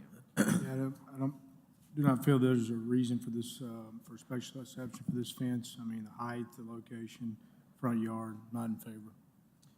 I agree with my fellow board member. I'm also not in favor. Just no problem with the fence as long as it meets the city's code on what kind of fence you have in the front yard. I think this opens Pandora box, whatever. Everybody wants to put an 8-foot fence in their front yard. So I'm definitely not in favor. And looking at this fence, it's not a well put together fence, and it looks like a hazard. And I'm sure it's obstructing sight when you're coming down the road, trying to make turns in and off the road. I just feel like for what you're saying you want it for, you need to comply with the zoning ordinance. And I think that would be sufficient, and it'll add beauty to your lot as opposed to taking away from the lot. And I would be concerned about this in my neighborhood or on my street, someone who had their house walled off like that. That causes speculation and concern. So I would, I'm not in favor. Yeah, I'm not in favor of granting the special exception. And to the petitioner, his last comments when he came forward, he's in agreement to abide by the rules moving forward. And I think as your neighbors who spoke very politely, have nothing against you, and they just want the rules to be followed and consistent. You know, everybody enjoy life on the street. So I'm not in favor of passing the special exception. I have to agree with my fellow board members. I'm also not in favor. I did drive down the street, and I did take a look at it, and I went down the street several times, actually. I think that he can put up a fence that is within the zoning code and have the daughters safely inside the fence. So I'm not in favor. Well, if there are no other comments, we'll move to reading of the petition, followed by the vote. In the matter of ZBA-129-23, Abdullah Muthathana petitions for a special exception from the fence and wall regulations to construct a fence on a property located at 528 41st Street, zoned R2 in Council District 7, voting with Mr. Gilliam. No. No. No. No. No. The petition failed. At this point, we're going to take a brief recess, and we'll be back in 5 minutes.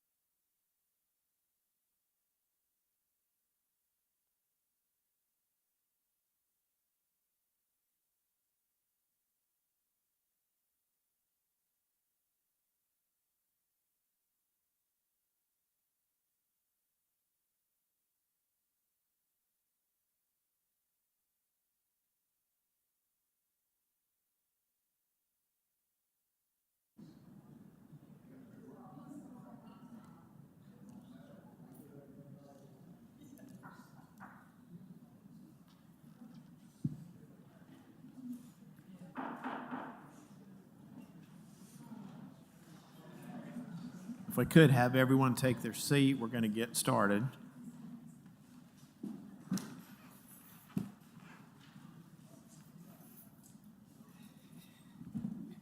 All right, we'll go ahead and get into our short-term rental cases. So first case up is ZBA 13023. Richard Beckman petitions for a special exception to allow the short-term rental of a property. This is at 10 Durrett Grove, at zoned R2 in Council District 5. So here we have the zoning of the property, as well as an aerial view. We do not have any active short-term rentals in the general area. And this is a view of the property from the street, as well as that single-lane parking area. So the request, Duckworth Morris Real Estate, they will be the primary contact in case of an emergency, be available 24 hours a day. The petitioner stated that they have experience with managing short-term rental properties in Florida and also properties in Georgia. They do plan to install smart locks, smoke and fire monitors, and an ADT security system for additional security measures. This house is a 4-bedroom, 2-bathroom house. It is not owner-occupied. It will be used as a personal vacation home when it's not being rented. The petitioner has requested 4 adults and 2 vehicles. If approved, staff recommends 4 adults and 2 vehicles. We did receive multiple comments in opposition to this petition. We also received a petition with 35 signatures that were in opposition to this request. We do have the petitioner here to speak in person. Any questions for Mr. Bowen? Thank you. Good evening. Richard Beckman, 1087 Royal Palm Boulevard, Coral Springs, Florida. My wife and I are traveling professionals. Wherever we go, we try to acquire property because we bounce back and forth between jobs. So as opposed to leaving a property vacant, we like to be able to rent it out so it is occupied. That is the reason for this petition. Now, we also purchased the property next door, and a tornado took it out, and we're going to be developing that as a house for ourselves. Okay, so the vacant lot next door, the tornado got, y'all plan on building a new home there? Yes, and we've already purchased it, and we're working on the designs now. Mr. Beckman, tell me, you mentioned in your application that you will vacation here? I didn't know what else to put. She does hospitality, and I do interior design and industrial design for residential, commercial, and hospitality. We go to development projects, work on them for anywhere from 18 months to a year, but then we work on multiple projects. So you can work remote doing that? Is that? I'm sorry?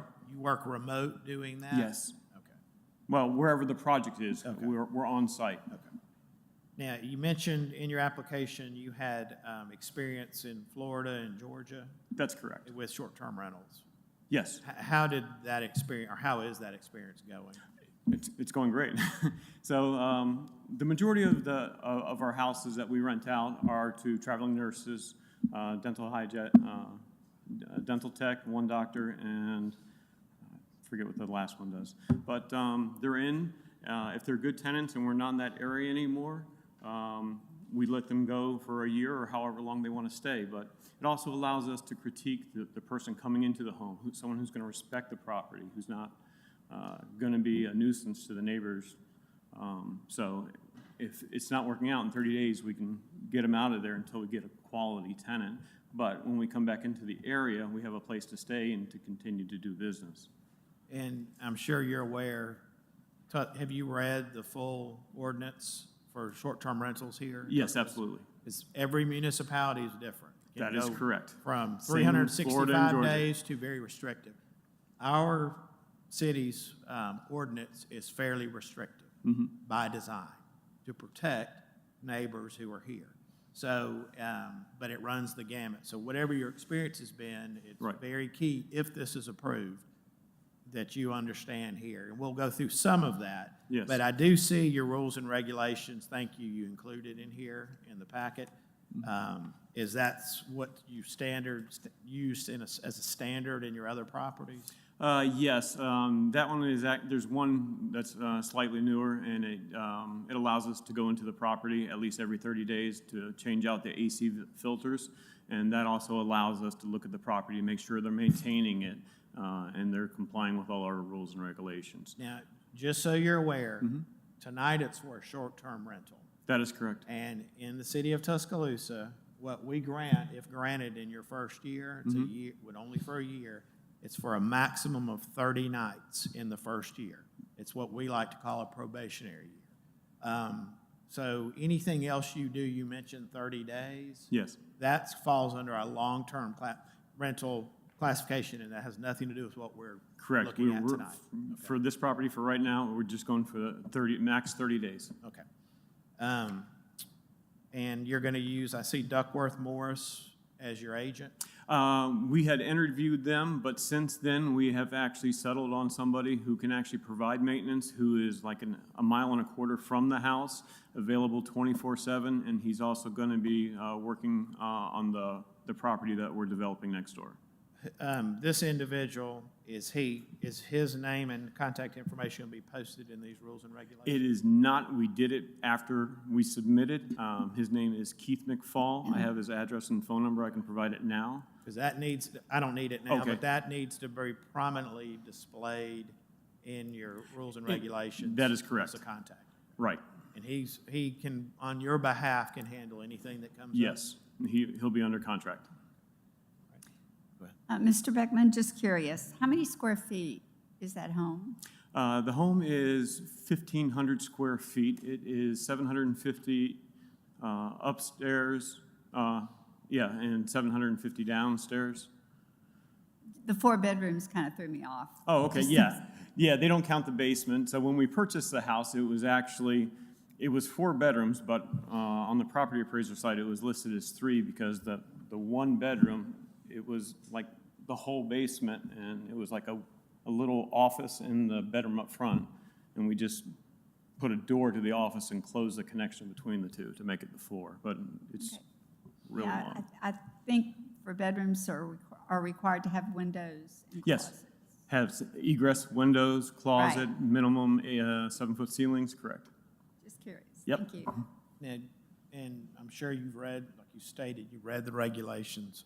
Even though parking is legal on the street, it's not when you're engaging in this activity. Correct, that's why it's limited to 2 4 cars. 2 cars. And you have a single lane because that limits it to 2 cars. Correct. And 4 adults, and that's what you're asking for. That is correct. In this case. Yes. Are there any other questions for Mr. Beckman? Okay. Did you have anything else for us? No, sir. Okay. All right, thank you. All right, thank you. Okay. Do you see that?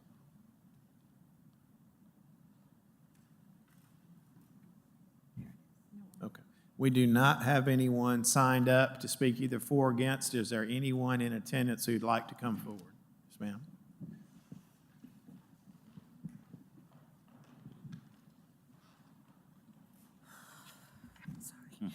All right, my name is Helen Skyver, and I live in number 9 Durrett Grove, right next to the door to the house.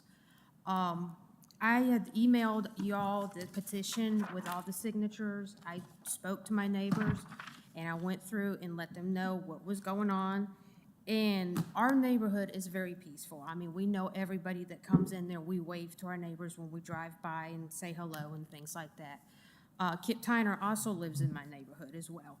And I worked with him on setting this up, and I just wanted to tell you our concerns is we're worried about the disruption to our peacefulness. We unvetted people coming in, and we're just worried about the parking as well. I know he has said on there 4 people to the maximum, but there's nothing, being in a college town, there's nothing stopping those 4 people from calling 20 of their friends from coming to that house and having a big old party. And that's what everybody is worried about, is what kind of people that is going to bring in. And they're worried about the crime that could possibly bring in. And in some of the pictures that he had on the website, when you're looking at the driveway, our house is right next door to it. And my brother's room is at the window you see in the picture. And so that makes it very close to that noise and that possible disruption that could go on. And that's what our concern is, being close neighbors. But as in our neighborhood itself, I've done research, and on City Labs, the neighborhoods with Airbnbs and things like that, they do tend to have more crime and more problems. And I've been in the hospitality business. I've worked in a hotel for 5 years myself. I've seen what can go on. And what they sign on the paper and stuff may not necessarily be what actually happens in that room. And I've had to go in and clean those types of rooms. And that's just something I don't want to see in my neighborhood. So, thank you. Well, just a couple of comments. Yeah. 'Cause we hear every one of these that come through for the last 5+ years that come before us. And I mentioned it to the petitioner to be sure he had a clear understanding of the rules, because he stated he's been in this activity in 2 other states. And you mentioned a study as well. Yes. And I know you can go online and see studies all over the place, but when we look at other places, and we always hear horror stories, we look at other places, and yes, things can go wrong in anything in life. But most other cities, if you start reading their ordinances, in many cases are nowhere near as restrictive as here. Now, we're not asking you, but we tell everyone who's got concerns, if it's approved. If you see something, because you live there, your family, I get it. I've got them near me, short-term rentals. Luckily, there have been no issues. But what I would suggest, and we suggest this to everyone in the audience, is call and report anything that's legitimate. It's more, you or any of your neighbors, Yes. you reference, could have a party, football party, family gathering, whatever, and park 50 cars and take in front of every house on that street. You're not breaking any law. Let me finish, please. I'm sorry. There's not a maximum to do that. And in well-intended family gatherings can get loud. What the city staff did and the council on 4 different occasions have approved and amended on this ordinance, have basically put in safeguards that don't allow public parking, which someone else could, like I said, could park 50 cars at a party in their home. They allow 2 cars parked only off-street in this scenario with 4 adults. Now, I don't know the petitioner, but he's made an investment in this property. And most people that have come before us, that we questioned on the back end, just how is it going, what's your experience? That even if it's their home they live in regularly or not, they have a very large financial stake. So it behooves the property owner, wherever they may live, to not let the house get trashed and to keep up with it. So that's kind of a big picture. I get, and Ms. Hayes showed on the map, there weren't any in that footprint doing this legally. Someone does it illegally, that's a whole nother story. Yeah. But because there's none near there, you probably don't have a lot of personal experience, I'm assuming, with short-term rentals. I know you worked in hotels, you stated. But, and Ms. Hayes, out of the 200+ legal licenses the city has granted that are active now, how many formal complaints actually tied to 30 days in the year where they can legally do this activity has the city had confirmed complaints? Less than 10. Okay. Out of 200 licenses that who knows how much they all rent. So again, there's a lot of fear of the unknown. When this was passed and I had to sit here and go through the training and have heard all these countless cases and know how the city is policing it and their actual experience, I wouldn't have been comfortable in my neighborhood. But the ones that have been approved, I've been on the board and approved that are very near my home, no problems. And I've asked most of those homeowners, what's your experience been?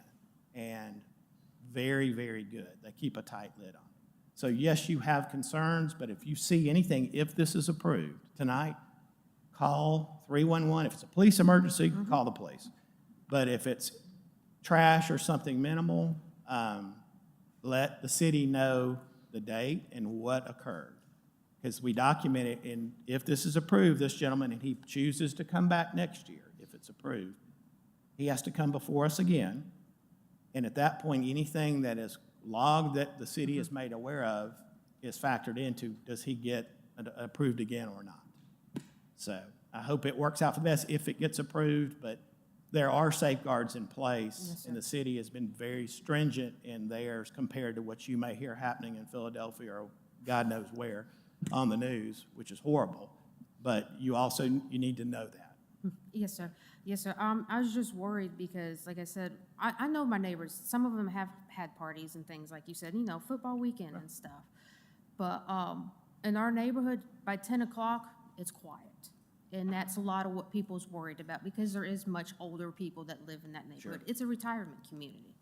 And that's just what we want to continue on, is just that quietness and peacefulness and being able to know the people that come in and go. And Make relationships with people. And every ordinance that's on the books now applies to every person who resides or visits this city. Yes, sir. So if there's someone who's doing something, if it's short-term rental or not, and violating an ordinance, Yes, they're sir. violating an ordinance.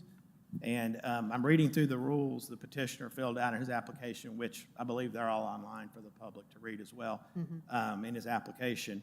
He's got fairly strict guidelines on what he's requiring.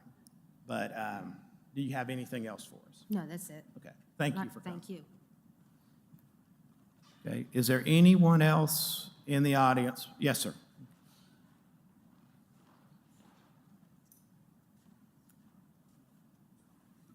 My name's Tanner Good. I live at 5 Dirt Grove. And my neighbor the other day came to me with her petition. I actually signed it. And after much thought, I'm not necessarily against or for the short-term rental. I just would like to say that, our neighborhood needs improvement. It's old. My house was built in 1950. And I've owned my home for 2.5 years now, and I have not seen much renovation until this gentleman started renovating. And I have the same concerns she has. We are a pretty peaceful neighborhood, and I want it to stay that way. And I'll be the first to call the police if a party gets out of hand. But I also know I spent pretty much my life savings to buy my first home, and I want to see my property value increase. And I'm not sure, I'm not sure whether a short-term rental is going to do that or not, but I do know that investing in the property, properties that were built in the 1950s is the only way to improve them. And I just, like I said, in my short time there, in my 2.5 years there, I haven't seen a lot of it.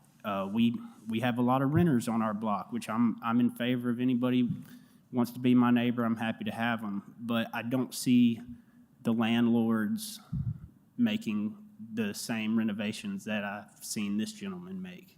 So, like I said, I'm neither for or against it, but I know if I stay at that property long enough and I don't see my neighbors investing in their property, I'll be in favor of whoever wants to come in and invest in the property. So that's all I got to say. Thank you. Is there anyone else who'd like to speak for or against? No? Okay. Mr. Beckman, it's optional. You've heard two neighbors and concerns, especially with the first lady who spoke. Would you like to answer or add anything? 100% agree with her. That's one of the benefits of having the short term, is so if there is an issue, we can get the person out of there. We like a peaceful neighborhood. We're going to be there a lot. We're going to be building the house next door. It just allows us to utilize the property throughout the year when it's not being done. And when my daughter gets out of high school, hopefully she'll take possession of it and when she goes to college and live there. So. Now, your neighbor, your immediate neighbor spoke. Yes. And I think it would probably if this happens, she's gonna be your neighbor regardless. I think it would probably be a good idea if you haven't engaged with her. Oh, we have. Okay. you Oh, have, and the okay. mom and father, and yes, Okay, and yeah, just that, a good dialogue is a good neighbor. no, and, absolutely, yeah. I've been traveling, and I just got back into town last night. Actually, no, this morning. And yeah, no, we're Okay. great neighbors, great people, and yeah, we're communicating. Okay, thank you. Thank you. If there's no one else who's interested in speaking, we'll close public comment and move to board discussion, starting with Mr. Gilliam. My only concerns with this one is the petitioner travels a lot, it's not here. I know it's not only occupied, and a lot of them aren't, but, you know, it seems he's gone other places, other states, and there's really none in this area, so I'm kind of torn on the vote here. Yeah, I kind of agree with my fellow board member. You know, anytime it's the first, I kind of struggle with those in neighborhoods. When we talk about character of neighborhoods, how does that change the characteristics of a neighborhood? I know we got long-term rentals, but I think long-term rentals and short-term rentals are kind of different animals. So I'm also struggling with this one, considering that there's none in the area in the character of the neighborhood. After hearing both neighbors get up and speak, I do agree with the gentleman that came back. I like what he had to say about the improvement of the neighborhood, the investment that is made. Short-term rental, he has made an investment in the community, and from what you're saying, pretty much more than people who are living in the area right now are landlords at this time, and that's going to help increase your property value. I do have a concern with it being the first in this area, with us doing this, 2-3 years now, or longer than that, in 5 years, and there's nothing in that area that is, and it's close to where people would want to, I would think, would want to, rent a short-term rental. So that is a concern, because I don't like for it to be the first. There's a reason why nobody has done it in that area, so I'm curious about that. But other than that, it seems like a straightforward short-term rental. Yeah, I think based on the petitioner statements, he has experience in this activity in 2 other states, and that's always encouraging. You've seen pitfalls and kind of how you need to work through that and how selective you are on placements. So that's a positive. Based on your neighbor who had mixed feelings, who spoke, or in the neighborhood, gentleman, he's seen positive improvements. That was the areas you well know. You bought a lot that was the other lot, which was destroyed by the tornado. Seeing any build back is greatly appreciated by the city, and any investment in the homes benefits everyone on that street, and that's encouraging. Alberta is going through a renaissance now. It took a while, but if you leave the University Boulevard, Bryce Hospital, going east on University Boulevard, you're seeing a lot of commercial investment and new residential. Very positive for the area, which helps everyone's home values. Ms. Coley said she had some concerns because this was the first. There's always going to be a first. We're seeing more and more short-term rentals happening in areas you wouldn't think just associated with football. They're driven by football and UA's success and many events throughout the year, which is a positive thing. But you're seeing more in different neighborhoods. But again, as a homeowner, like everyone up here and a citizen of Tuscaloosa, I've seen them around my home. Knowing what we know and talking to owners, the fear of the unknown is big. But again, I think our regulations are such that the city has put forward and the council has approved 4 different occasions, are structured to protect everyone's interest. So I feel comfortable in this, and this is a 1-year, if it's granted, probationary period, like all of our initial approvals. So I'm in favor of granting it. Mr. Beckman, I think you did an excellent job of filling out your petition. It's very obvious to me you've done this before. I do want to remind you that if it's approved, the 30 days for the first year is sort of a probationary period. And if there are complaints, then when you come back, if you choose to come back, to ask for a longer period of time, that will weigh into the consideration of approving it a second time. Under these circumstances, I am in favor. Okay, if there are no other comments by the board, we'll move to a reading of the petition followed by a vote. In the matter of ZBA-130-23, Richard Beckman petitions for a special exception to allow the short-term rental of a property located at 10 Durrett Grove, zoned R2, Council District 5.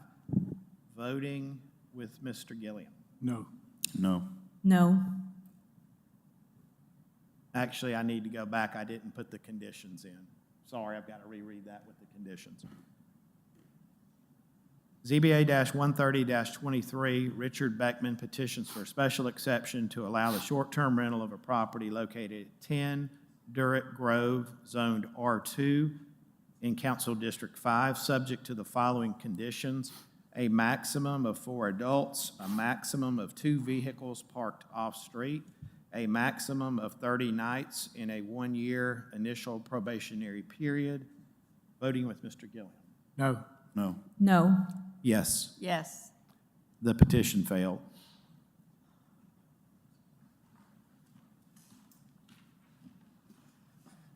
Next case is ZBA 13123. Nikki House petitions for a special exception to allow the short-term rental of a property at 927 Hargrove Road East, Zone R2 in Council District 6. Here we have the zoning of the property as well as an aerial view. This is a view of the surrounding short-term rentals in the area. There are at least 2 active short-term rentals in the general area. Here's a view from Hargrove Road looking at the house, and then just a closer-up image of that parking area. Nikki and Justin House will be the primary contacts in case of emergency and will be available 24 hours a day. The petitioner stated that they do reside in Uriah, Alabama. This is their first experience managing a short-term rental. For additional security measures, they do plan to install cameras and keypad locks. This house is 3 bedrooms, 2 bathrooms. It is not owner-occupied. They are requesting 2 adults and 1 vehicle. If approved, staff recommends 4 adults and 2 vehicles. We did receive at least 1 comment questioning or had concerns about the parking, and we do have the petitioner here to speak in person. Any questions for Mr. Bowman? Thanks.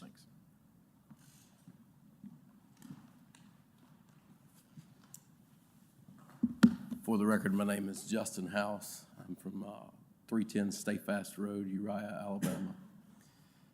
This house was my wife's grandmother's. They've lived there. She grew up coming to Tuscaloosa. She stayed there when she was in college here. When grandmother passed away, we had the opportunity to purchase the house from her mother and sisters. So we did, in hopes that our children will one day come to Tuscaloosa. Until then, we've done some renovation, fixed the house up, cleaned it up, because her grandmother did live with her mother for the last 2 years, so the house was vacant. And now we come up for ball games, we come up for basketball, football, family events, but we'd also like to see someone else be able to have the opportunity to stay in the house when we're not there. It needs to be occupied. It goes downhill if you don't have anybody there. We're not really in a neighborhood.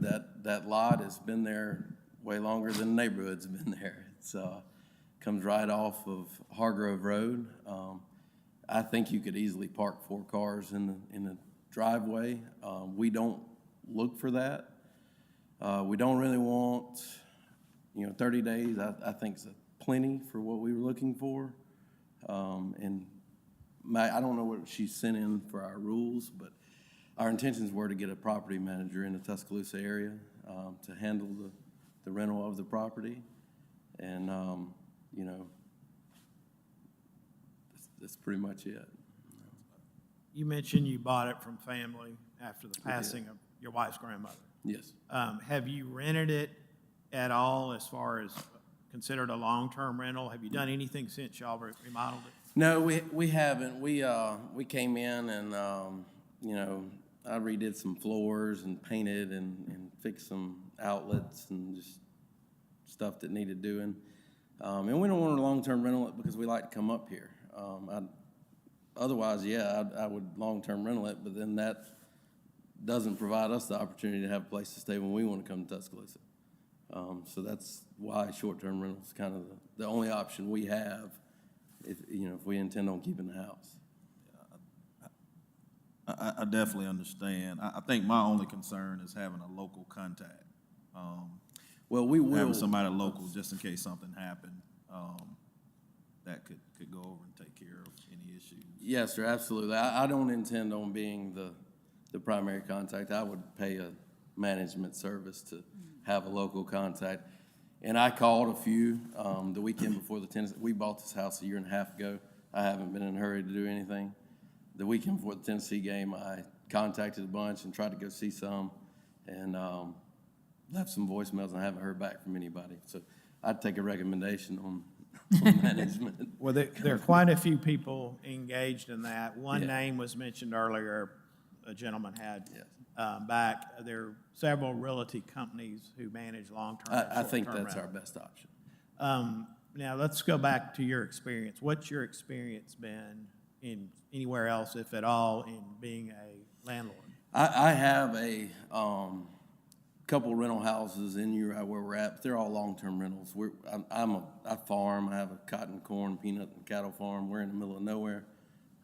Usually, I was in Monroe County last week, so. yeah. So we're in the south part of Monroe County, and we have guys that work for me live there, or people in and out. There's a teacher in one of ours now, but we've never done short-term rental because there's no market for it in South Monroe County. If there were, I'd consider it. Now, do you, being local there, your homes you rent out, are you the contact for issues? I am. But the two houses we have are within a half a mile of where I live. Now, you mentioned your wife. You don't know what she was going to do as far as rules and regulations. Well, I've wondered when I saw that what she turned in. I didn't fill out this petition. She did. Well, and she stuck me what's with important, and you can look at a lot of examples if you get approved, but you do need those, and the more stringent you are, the better for your own self-interest. And if you are approved, for approval, I think I can almost speak for everyone, but having someone here is paramount. Absolutely. That is someone who's qualified that can handle anything 24/7. One thing in addition, I noticed it didn't say, we have ring cameras. I have a camera on the back. There's no interior cameras, but I have one in the garage, which I'm going to lock off if we are granted permission to do it. And in the backyard and the front yard have cameras, and we have keypad locks. And there's a college kid that's a neighbor's friend that's cutting the grass right now. So I have somebody, but he's also 20. But yeah, I don't want to. He might be part of it. Any other questions for the petitioner? You have anything else for us? I don't think so. Okay. Thank you. Thank you. We do not have anyone signed up to speak either for or against. We do not. Is there anyone present who'd like to speak either for or against? No? Okay. We'll close public comment and move to board discussion. Mr. Bowman, can you pull up the street view of the house?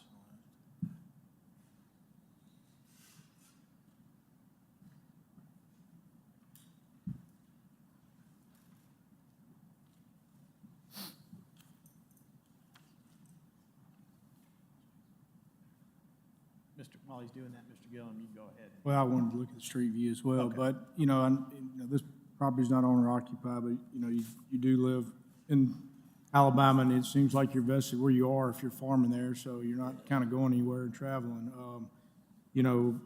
There are a lot of other short-term rentals in this area, and this kind of house is sitting there on the corner there by itself, looks like next to a business. I really don't see a issue with this particular short-term. Yeah, I also don't see a problem with this one with other short-term rentals being in the area. Business being right next door really doesn't impact any other neighbors. I would like to see something put in about having a local contact. I think I'd be a lot more comfortable with a local contact, but other than that, I don't have a problem with it. I agree with my fellow board members. I think this house is in a good location for a short-term rental. I think it kind of lends itself to that being on a main road where people can exit in and out next to a business and not necessarily neighbors having to be affected. And so I'm in favor of this, with the property manager being in town. I agree with my fellow board members. I think that the fit is perfect if you look for a perfect or close to it. It's on a heavily traveled thoroughfare. You've got a business adjacent to you. Everything else is commercial on our biggest corridor in town for business. One house to the east, and then you have a lighted, signaled intersection with a crosswalk to a great park. So, I mean, I think that got some things going on there that make it appealing. I do, again, think, and can I make that a condition for a local contact? Okay. We're going to make that a condition of your approval, and that you have a local contact here that can handle anything in your absence. But I think with that, I'm in favor of granting it. I'm also in favor. I agree with my fellow board members. At first, I was a little concerned about the safety coming in and out of the driveway, but your request for one car, but I believe the city's going to say two, right? So I'm in favor. Okay, if there are no other comments, we'll read the petition and move to a vote.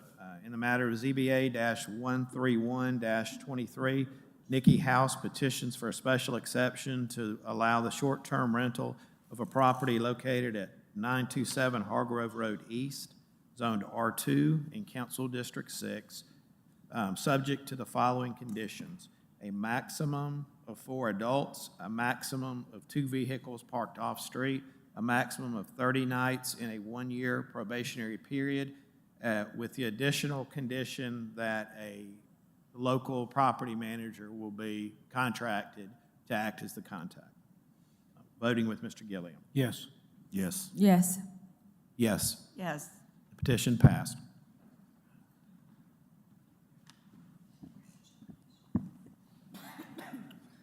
Moving on to ZBA 132-23, Eric and Mindy Young petition for a special exception to allow the short-term rental of a property at 2708 Stripling Drive. This property is zoned R1 in Council District 6.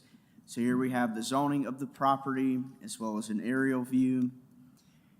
We do not have any active short-term rentals in this general area. And here we have a picture of the house as well as that single-lane driveway.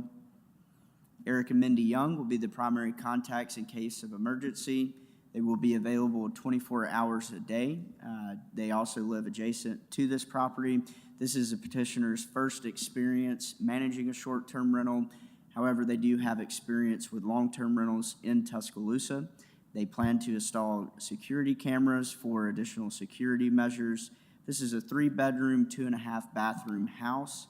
It is not owner-occupied. It will be used by family members when it's not being short-term rented. The petitioner is requesting 6 adults and 3 vehicles, and if approved, staff recommends, based on the parking, 4 adults and 2 vehicles. We did not receive any public comment for this application, and we do have the petitioners here in person. Are there any questions for Mr. Bowman? Did you say they live right next door? They live adjacent to this property, yes. Thank you.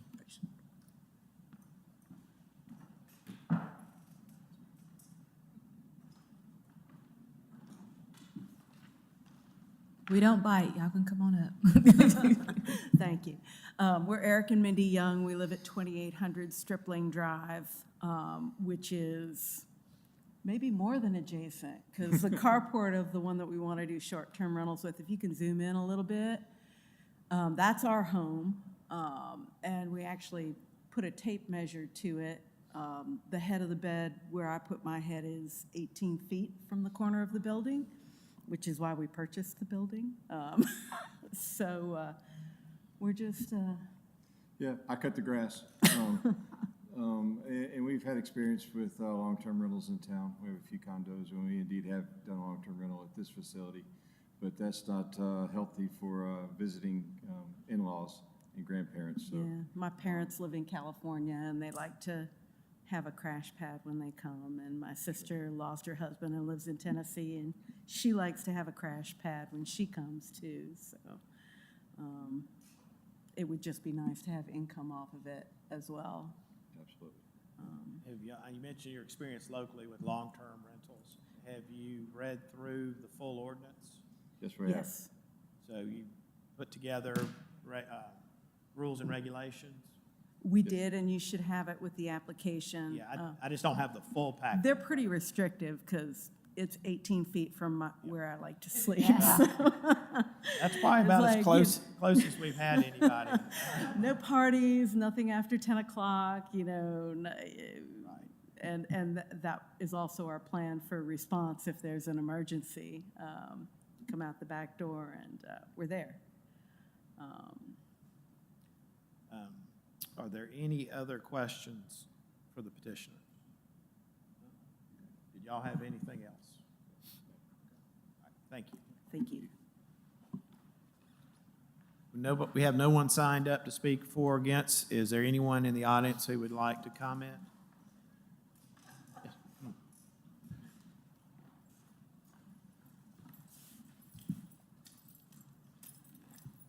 I'm Royce Roby. I live at 56 Cherokee Hills. I know the Youngs. I know the property. My sister lives at the end of that street, has no objection to their petition. I think they're responsible. They're going to be sleeping yards away from this house.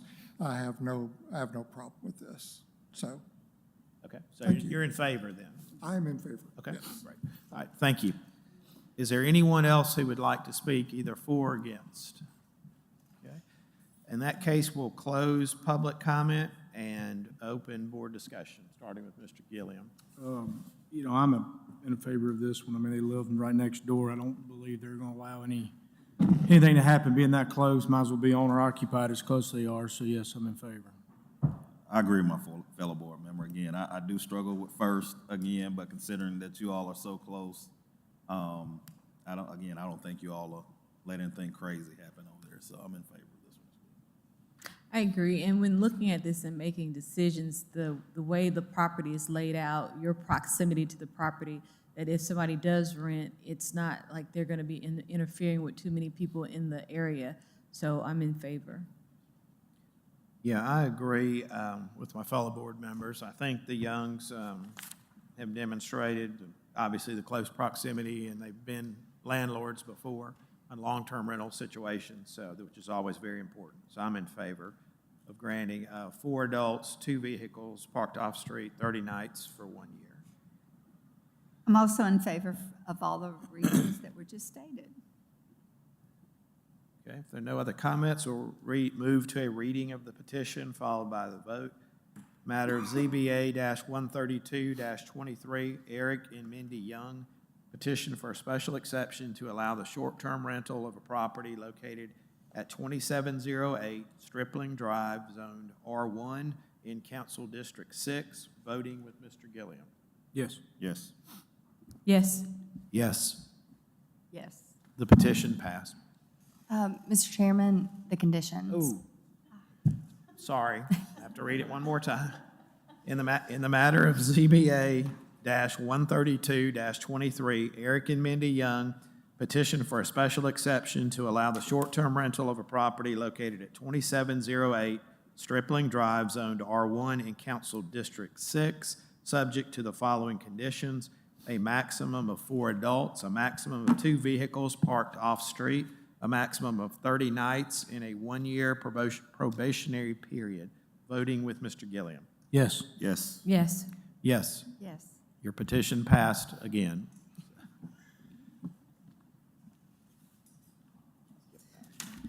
Moving on, ZBA 133-23, Shola Akinreal, petitions for a special exception to allow the short-term rental of a property at 44 Cherokee Hills. This property is zoned R1 in Council District 6. Here we have the zoning of the property as well as an aerial view. We do have one short-term rental in this area. It's at the very top right of your screen, almost hard to miss. Here's a view of the property coming down the driveway, pretty large parking area, and then this is just a closer-up image of the parking pad as well as the covered carport. So Courtney Gora will be the primary contact in case of an emergency. It is local and will be available 24 hours a day. The petitioner has managed 5 short and medium-term rentals in the past. They have stated that they plan to install cameras, keypad locks, and noise detectors for additional security measures. This is a 5-bedroom and 4-bathroom house. It is not owner-occupied. The petitioner has requested 10 adults and 5 vehicles. If approved, staff recommends 10 adults and 5 vehicles. We did receive 15 emails in opposition to this application. They also submitted a petition that had 35 signatures. Most of those emails were also on the petition as well, and we do have the petitioner here in person. Any questions for Mr. Bowman? Thank you.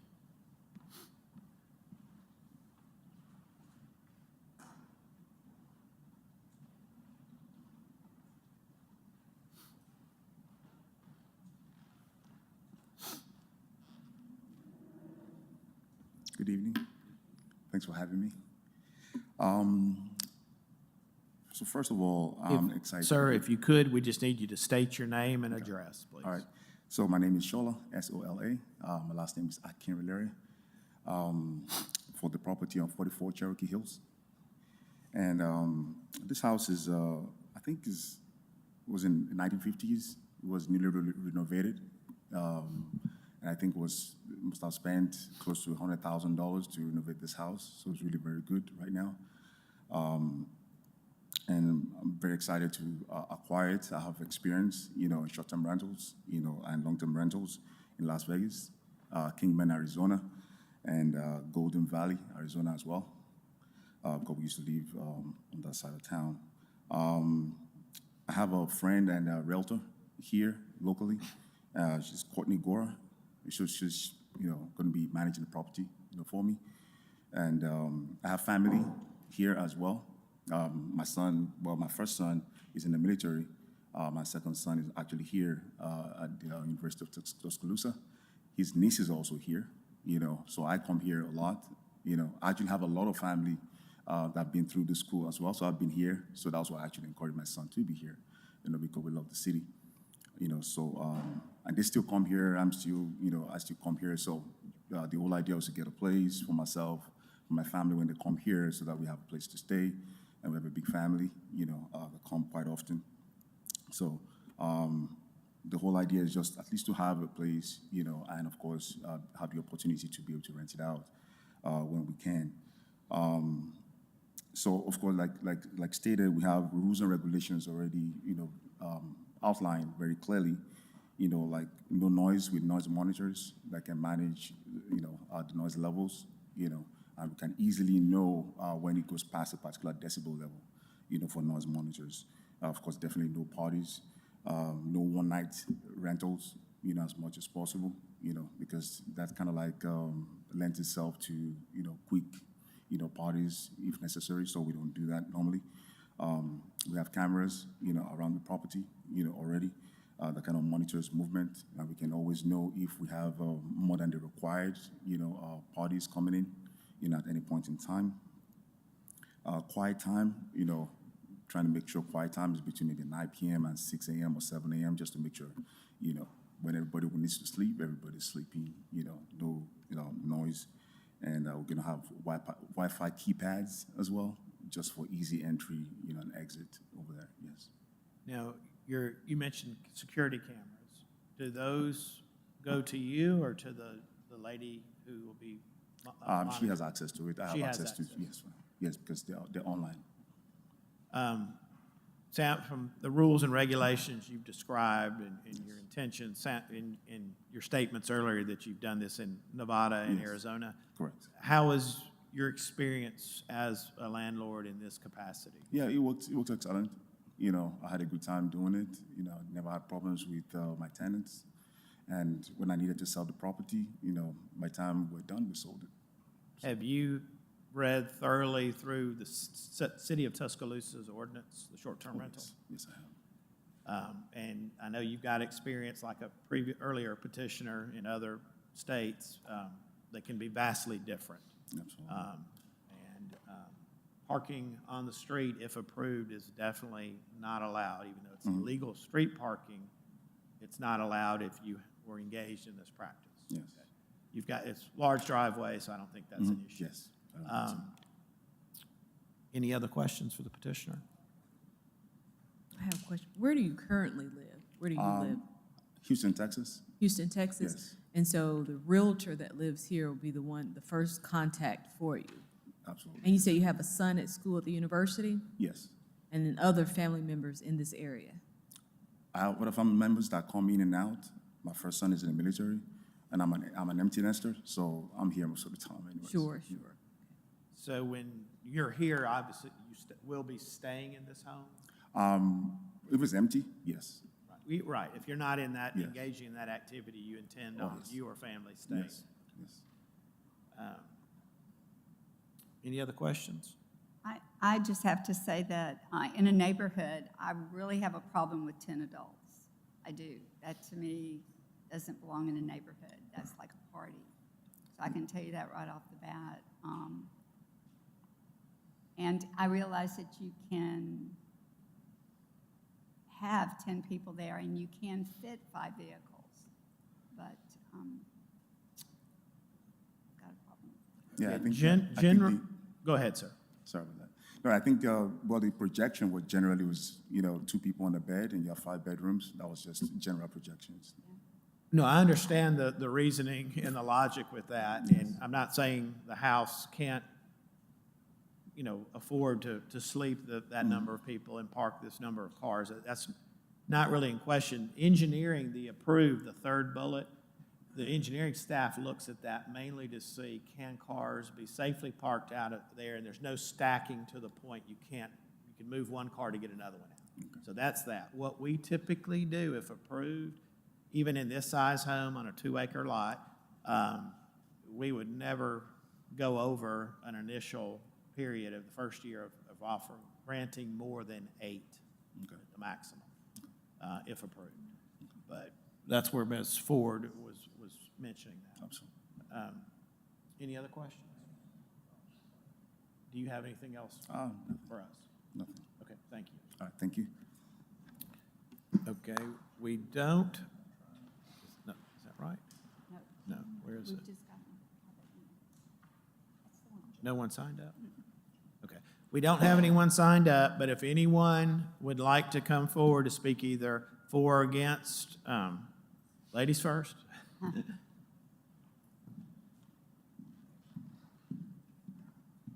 Good evening. My name is Chapman Greer. I live at 60 Cherokee Hills. I get up every morning at 4:30 and walk with 2 of my fabulous neighbors around our 2-mile neighborhood at 5:30 in the morning.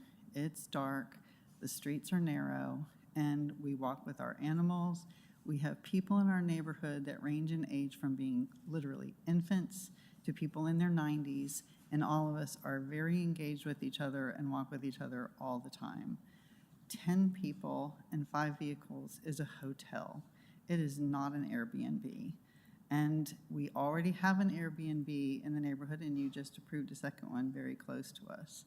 And in fact, instead of the 35 names, we have 50 signatures opposing this because this would cause such hardship to have people who have no tie to the community, who do not live here, who are out of state, and the person who is the representative lives in the Downs. She lives 8 miles away, and that's not sufficient for any kind of problem.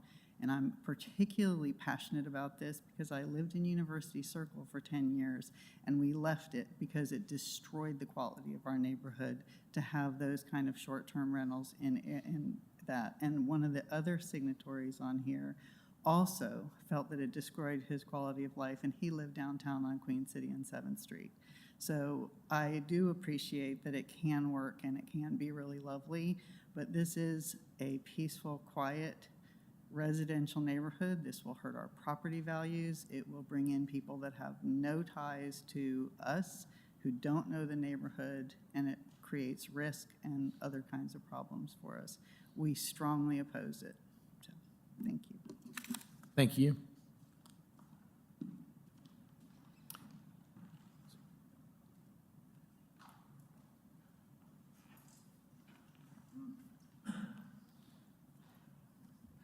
My name's Hardy McCollum. I live at 48 Cherokee Hills and have for some 40 years.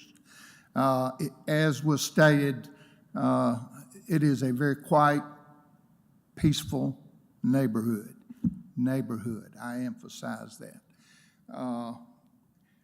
As was stated earlier, we run the gamut. We have the babies, the small kids, and as long as I've been there watching them grow up, and you know, we utilize the street for a sidewalk as we walk and ride bicycles and do the scooters and all with the kids. But we have a great neighborhood. We have great neighbors, and you know, it always gives you an uneasy feeling when you don't know who your neighbors are and you know nothing about who they are. And you see the cars going and coming, and we've experienced that. We had, at one time, what I would consider a bed and breakfast, an unauthorized or unlicensed one across the street from us. And we complained. It was loud noise. It was a party weekend on more than one occasion. So we understand, and it only takes one time. You can't unring that bell to have an incident in a neighborhood. I just wanted to let you know I'm in opposition to it. We have a great neighborhood, and we want to keep it. Charlie Saunders, he lived there forever up until he passed away, and his widow had moved out. And again, it's a neighborhood.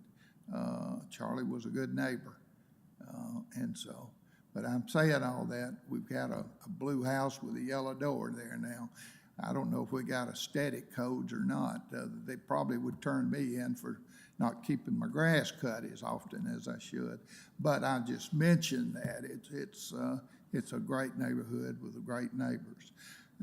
I would be really remiss if I didn't compliment y'all.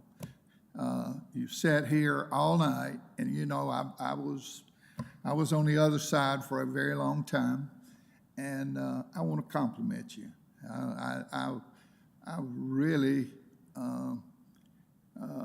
have enjoyed watching the professionalism, the tentative ear that you've given everybody that's come up here, the respect that you've shown every person that has appeared before you, and I want to compliment you on that. We need more boards that are as sensitive to the community, and Merry Christmas. Well, Merry Christmas, Judge, and thank you. Is there anyone else who'd like to speak either for or against?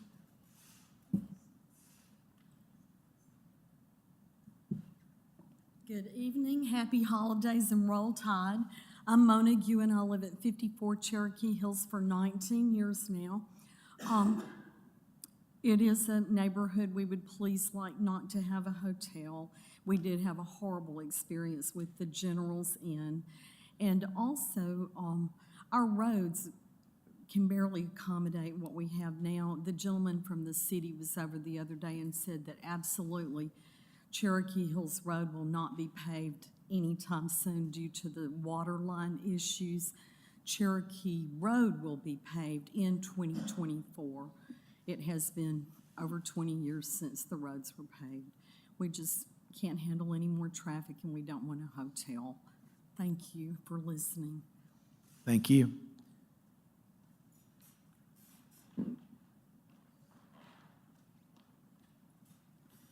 My name is Gina Nix. I live at 71 Cherokee Hills, and I don't have any experience at all, I will say, with short-term rentals or long-term rentals or anything like that. But this is my neighborhood. I'm widowed. I live there with my daughter. We have very, in my opinion, narrow roads. The cars, as big as they are these days, have to carefully pass each other. I don't think any increased traffic would help our neighborhood in any way. We are a stroller, buggy, dog walking for exercise neighborhood, and there is everybody looks out for each other, and we all have a vested interest in that neighborhood, and we love each other, and we just feel like, or I feel like that if we have people that have no skin in the game that are coming in there, that it's going to wind up, because of the size of the house, a party house, despite whether it gets approved for, a peaceful short-term rental or whatever. It's going to turn into a party house just simply because of the size of the house. And we'll call the police every single time. Thank you. Thank you. Is there anyone else who'd like to speak either for or against? No? Okay. Yes, sir. If you would come up.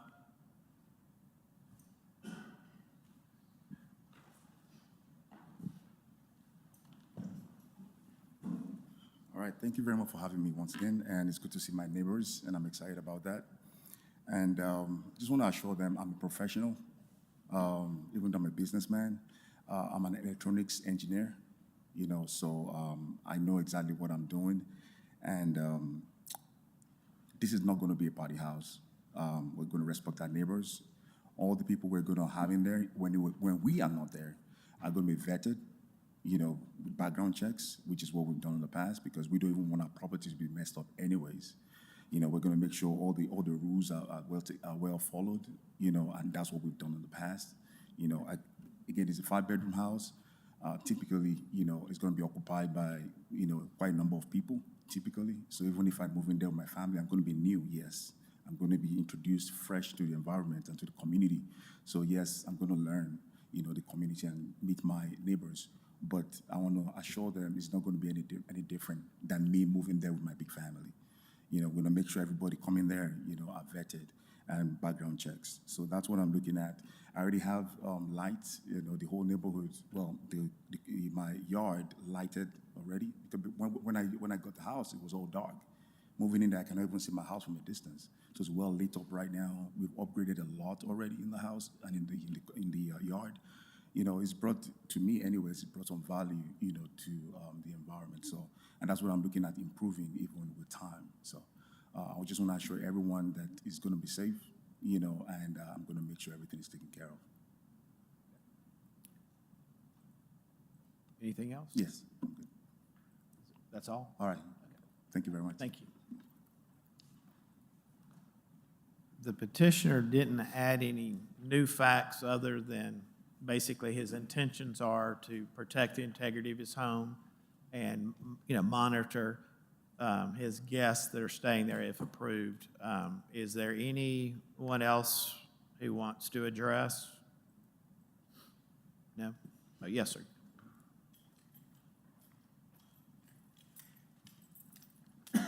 Royce Roby, 56 Cherokee Hills. I just want to state, this neighborhood has been here before. Someone who does not live in the house or very near it, it's going to turn into something we just don't want. I'm just afraid of what's going to happen to the neighborhood. I strongly oppose this petition. Thank you. Thank you. Okay, if there's no one else interested in speaking for or against, we're going to close public comment and move to board discussion, starting with Mr. Gilliam. Definitely have some heartburn with this short-term rental. I definitely, 10 adults and 5 vehicles is way too many. Definitely not in favor of that. Also, the petitioner lives in Houston, not close and easy to get to if there's an issue, and just not in favor. Yeah, there's 10-5. Again, there's no way I could feel comfortable approving 10 adults and 5 vehicles, even though the house is large enough. In that neighborhood, in any neighborhood, 10-5, I think is is too much, so I'm not comfortable with that. To the neighbors that came out to speak this evening, I really appreciate you expressing yourself, and I do understand and feel your pain. Cherokee Hills is a neighborhood I've looked at for several years and wanted to live in that area, so I like it, and I know the streets that you're talking about, they are narrow and thin. Definitely not okay with 10 adults and 5 vehicles. That's a party house. That, I don't care how you say it, how you spin it, that's a party. Just 10 family members getting together, that's some type of party. For me, I'd be more comfortable with something like 6'3". Your previous experience, I do understand that being a bad experience. It was operating illegally or not within the guidelines. The one who said that she will call the police and 311, that's very important. If we do approve it, please exercise 311. My difference with this house is because if you'll pull it back up, the overview of it, because of the barrier or the buffer of the trees all around it, it's different than the one we didn't approve earlier because it was, the neighbor was right there, can look into the house almost. So that's a little bit different. You do have some buffer in there that they don't necessarily have everybody right there on you as your neighbor. So that's allows me to kind of be a little more comfortable with it, but definitely not 10-5. I'm looking more for 6'3" for me to be comfortable. And then you guys report it if any issues when it comes back before us before renewal. And I hope that the owner of the home understands what his neighbors are saying and takes that into mind, because you want to be a part of the community. And in Houston, I'm sure you wouldn't want somebody to move in your neighborhood and do something that would disrupt the harmony of your neighborhood. So please be mindful of that if you're approved. Yeah, to echo Ms. Coley's comments, thank you to everyone who's came out and stayed now 3 hours with us tonight. We like to hear that. We like engagement. We've read every email and saw the petition list that was signed. So again, thank you for your participation. This lot is roughly 2 acres, I think just a hair over 2 acres. And wooded. Can you go, Jonathan, could you go to a street view, please? Those of you who've been here and sat through these other petitions, you noticed a lot of lots, the houses were 18 feet apart in that scenario that was approved, and a lot of typical lots, you don't find a 2-acre estate-size lot. So by virtue of having a wooded lot, I think Ms. Coley touched on it, that helps give you a natural buffer. A nice big front yard as well, and a lot of tree cover in the back. So that lends from just the house to being a good setting. I do agree with everyone. The 10-5 is we don't approve. We have before in a few instances that were very unique on a renewal, but 10-5 absolutely not on an initial year. The streets and the character, beautiful neighborhood. The character, I agree wholeheartedly with everything, every one of you who are passionately describing your experience. Streets are very narrow, and that is an issue. But when we look at petitioners, the city passed this ordinance and put us as a gatekeeper. But we look at everything that requires the primary and discretionary points that we have to consider. I don't see, we almost look for a reason to say no, so we know we're doing our job in vetting. When any of you could apply, and you've seen the other petitions tonight who chose to do this, and most people were very diligent, they were very concerned about a substantial investment. It's their home. If they live there or not, regardless, it's a financial investment. And to have someone come in and disrupt things, either by damage or making a neighbor upset, would be pretty stupid, because that's going to backfire on them and they'll lose this. It's a privilege. They don't do it by right. Now, Ms. Hayes, in the city, what are the 2 areas that don't have to come before us? So properties that are located within the tourist overlay district, which is typically the downtown campus area, those properties, excluding the historic districts that fall within it, do not have to go before you. They are allowed by right, as well as any multifamily properties within city limits. Okay, thank you. And that was put in place very intentionally to go to areas they thought it would be the best fit. Your city council, after 2 years, I believe, voted to extend the entire city. However, outside of the areas that were originally allowed by right, the other areas your council voted in favor of to extend it because they had many constituents from 6 and every other district who wanted the same opportunity that was afforded to the people initially in the plan, the lake and here, this area. So when that happened and opened up, those don't have it by right, they have it by special exception.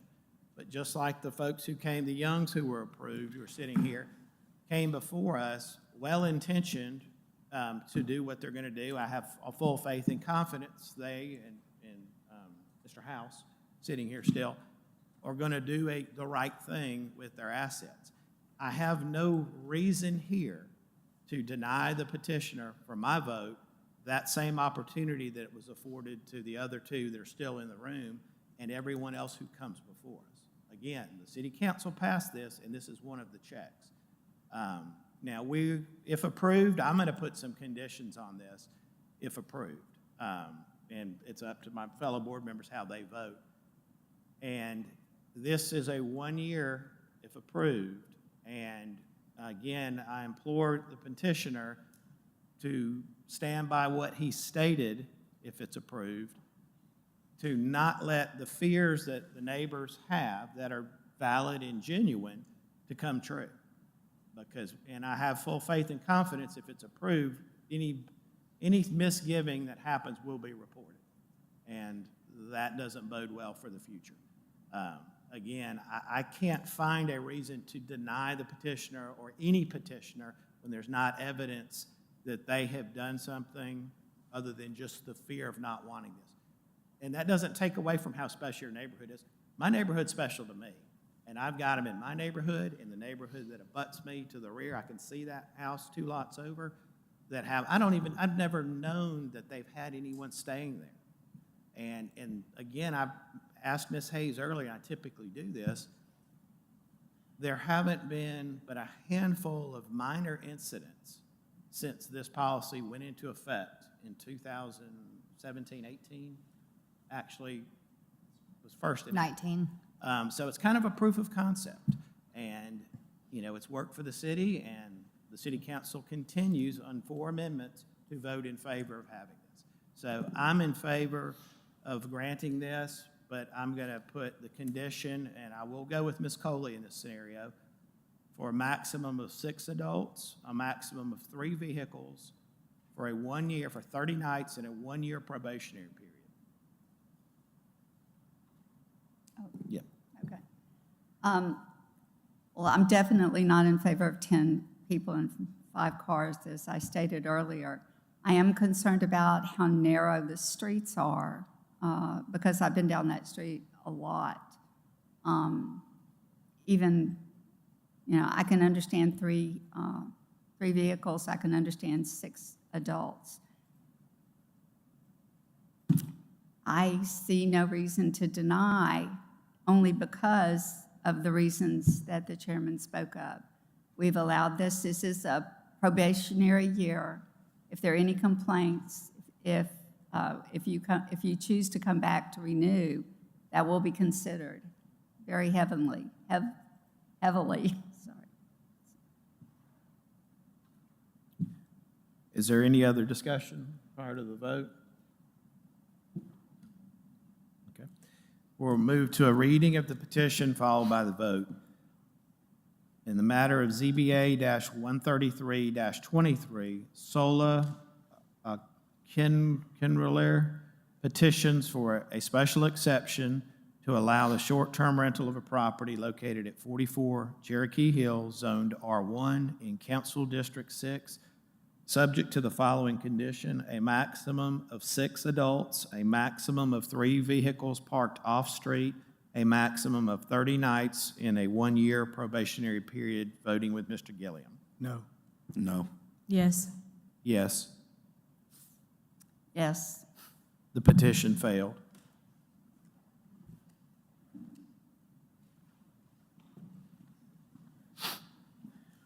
Moving into our last case of the night, ZBA 13423, Addison Criswell petitions for a special exception for a short-term rental of a property at 3828 Woodland Hills Drive. This property is zoned R1, Council District 6.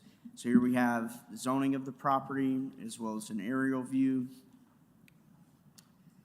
We do have one short-term rental pretty much across the street from this property. And this property is a new construction, new build. This is a view from the street.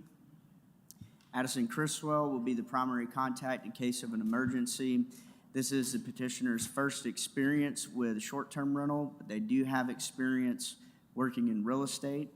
They plan to install security cameras for additional security measures. This house is a 4-bedroom, 3.5-bathroom house. It is not owner-occupied. The petitioner has requested 8 adults and 4 vehicles. If approved, staff recommends 8 adults and 4 vehicles. We did receive at least one comment in opposition to this application, and we do have the petitioner here in person.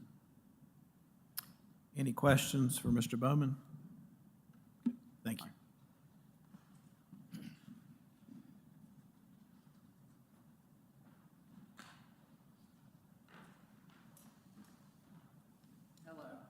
Hello.